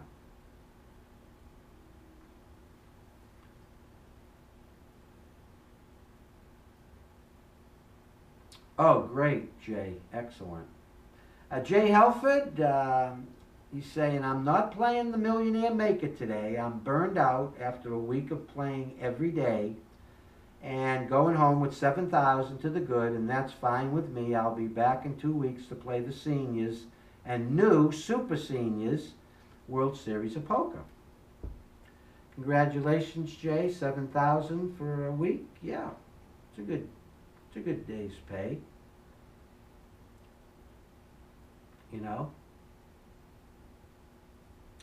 Billy Smith, Mr. Three Cushion, is celebrating his 70th birthday on the 20th of June, and he's offering his book and DVD, The Concise Book of Position Play, for Three Cushion Billiards, $60.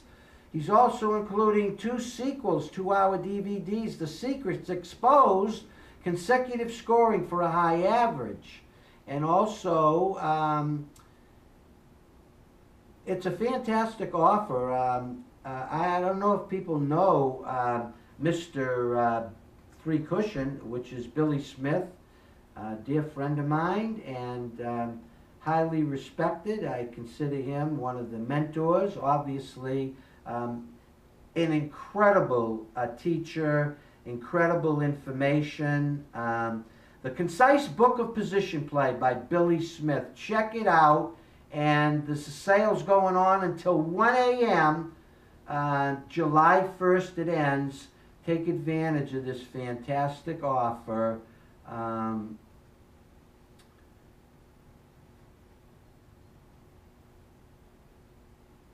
And he's putting in some real good stuff there. He's not making much money on that. And I got to tell you, you will really enjoy it. Billy Smith, Mr. Three Cushion, The Concise Book of Position Play. Everybody's talking about the Hustlers. Tonight, 10 o'clock, Jason Shaw. Anybody want some TOAM break jump tips? Taomi break jump tips. Best on the market. Let me know. We'll ship them today. Anybody interested in a great jump tip? Break jump tip. You don't want to tell me what they cost, do you? That would help.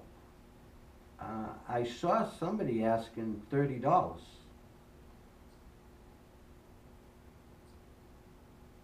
I forget who it was.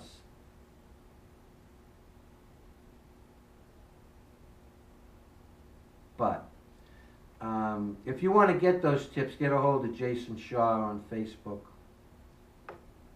He's going to be probably online doing a practice session. Actually, he's going to the pool room, and he might go online. Although he's trying to buy some cameras and stuff, so don't forget to watch Jason Shaw. He's unbelievable. He's unbelievable, really. I remember when he was brought over here by Jeff Conway. And Jeff Conway would take his players to my house, and he would want me to evaluate them or diagnose them or help them in some way. So every player that he's had, he's actually tried to get them over here, and some he has and some he hasn't. Jason, although I had him on the show back then, Jason said he didn't need it. He didn't need it, and he says, why would I, gonna pay him when he doesn't get no titles or nothing, blah, blah, blah, blah, blah. Meanwhile, Jason's learning a lot now. He's certainly one of the favorites at the U.S. Open this year, depending on whether he gets the breakdown. And I'm not sure he will. I'm not saying he won't, because he obviously is watching the show. He obviously will know this break, and he'll obviously do a better job than me. No question about it.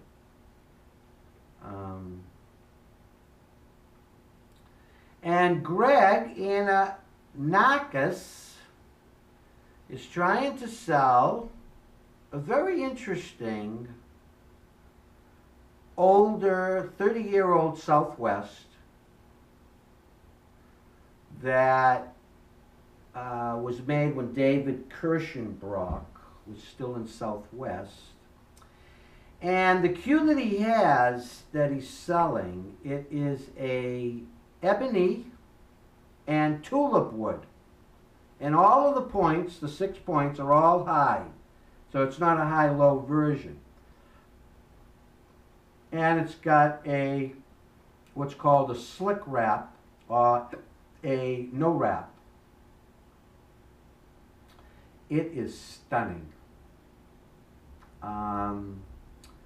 And I gotta tell you, tulip wood and ebony, both cost more money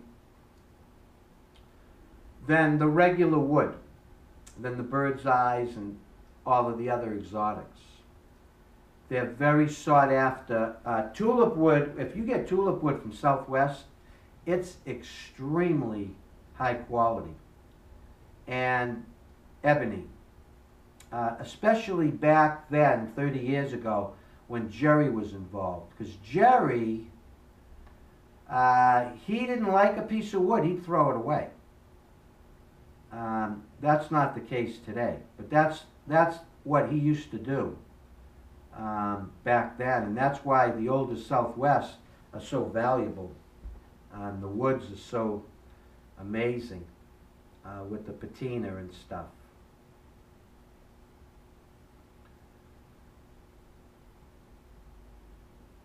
Yeah, interesting cue. Not exactly the one that I'm going to buy, though. I can't afford that. Troy, good afternoon. Dennis says he's old and lazy. Dennis, you're like younger than me by years. And you can't afford to be lazy. Anyhow, I can't stand the Calcutta gear, he says. Troy says, I have a question for the university. It's a question about a cue. Which Southwest cues are the most sought after? I think I just gave that without even, I didn't even see that question, but I think I just gave it. The early modeled Southwest cues are the most desirable. The ones that have the big hole in the pin that's very sharp on the edges, because he used to cut his own pin. Also the yellow micarta ferrule, the old yellow micarta ferrule that came out of Westinghouse. Those are the two things that will indicate that you have, the finest cue that Southwest made. So that's what you would look for. The yellow micarta ferrule that was made by Westinghouse that's no longer available, and also the pin, having the deep hole on the top of the pin. That will indicate the year or years that the cue was built. So you actually don't even need it being dated, the older cues, because you could tell when they were being made just by the materials that were being used back then. So, good question. Southwest is, without a doubt,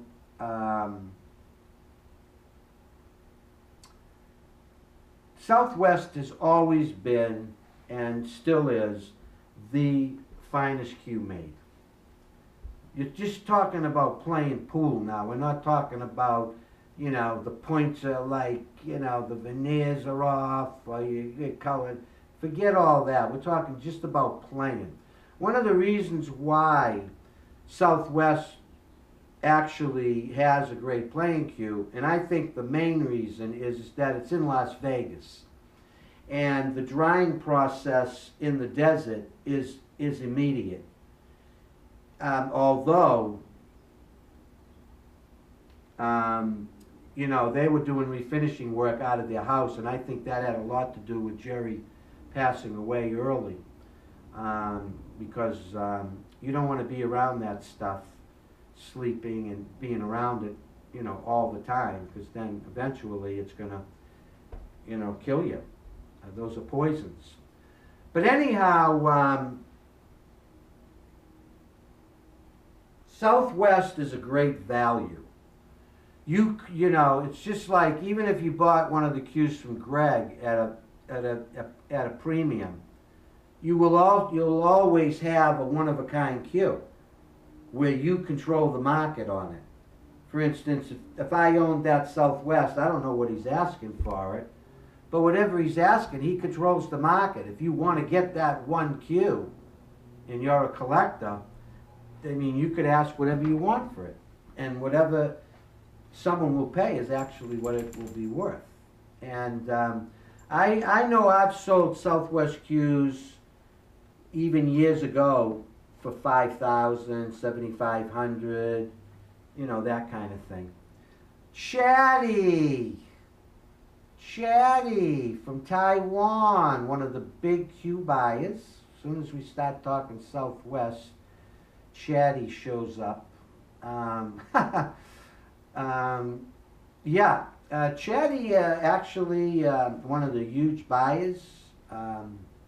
He actually was a banker in New York, and I knew him then, and he's now in Taiwan, and he's partners with Paul Yu, and they are the biggest exotic cue dealers probably in the world, or at least right up there. And Chatty has he has a lot of Southwest right now, and they're very expensive, $4,000 and up. 4,000 and up. But they're negotiable, not by a lot though. Chatty also is partners with the builder that's making Zen cues. Zen cues.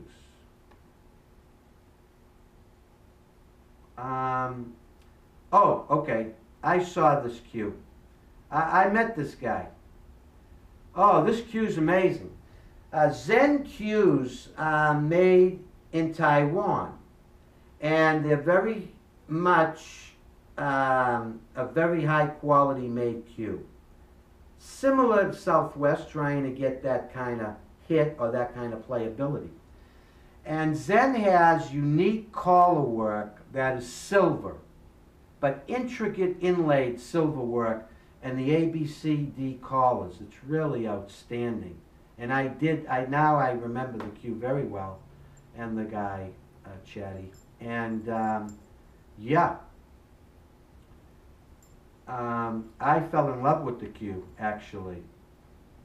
I mean, they're using Bacote that would blow your mind, the exotic look on the Bacote. And the Cocobolo, the fire red Cocobolo that he had. Tremendous. Okay. Big D, you're 61. You're getting close.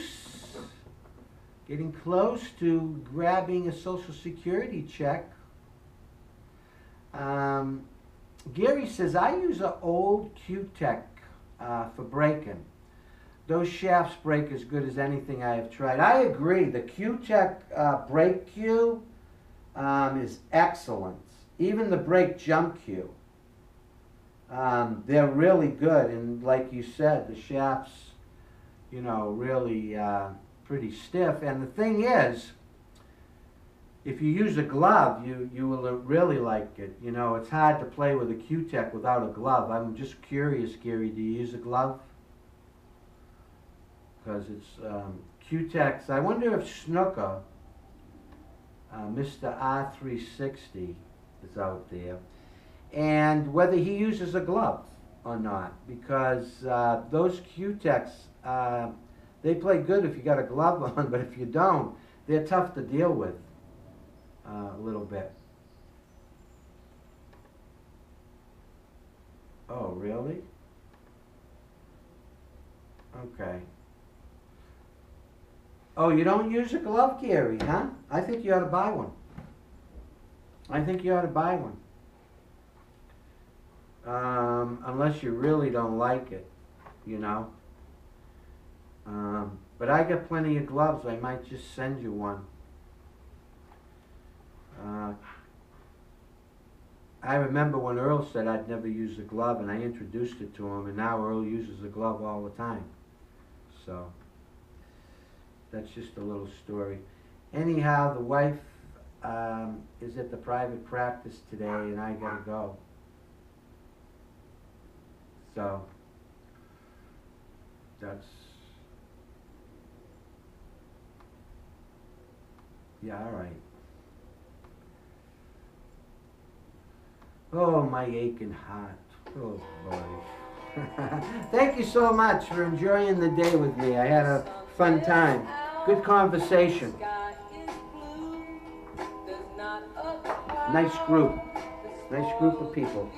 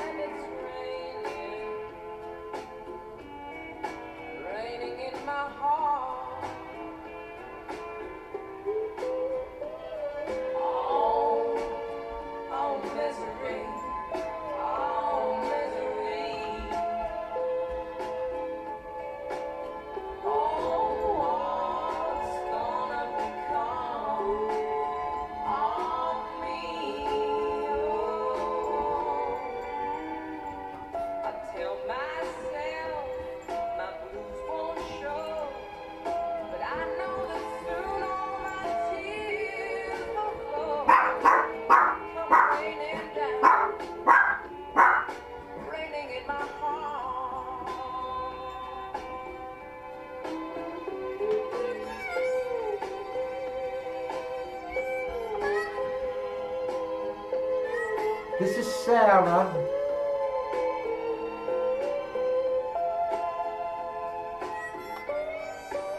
Have a good day, everybody. Thank you so much.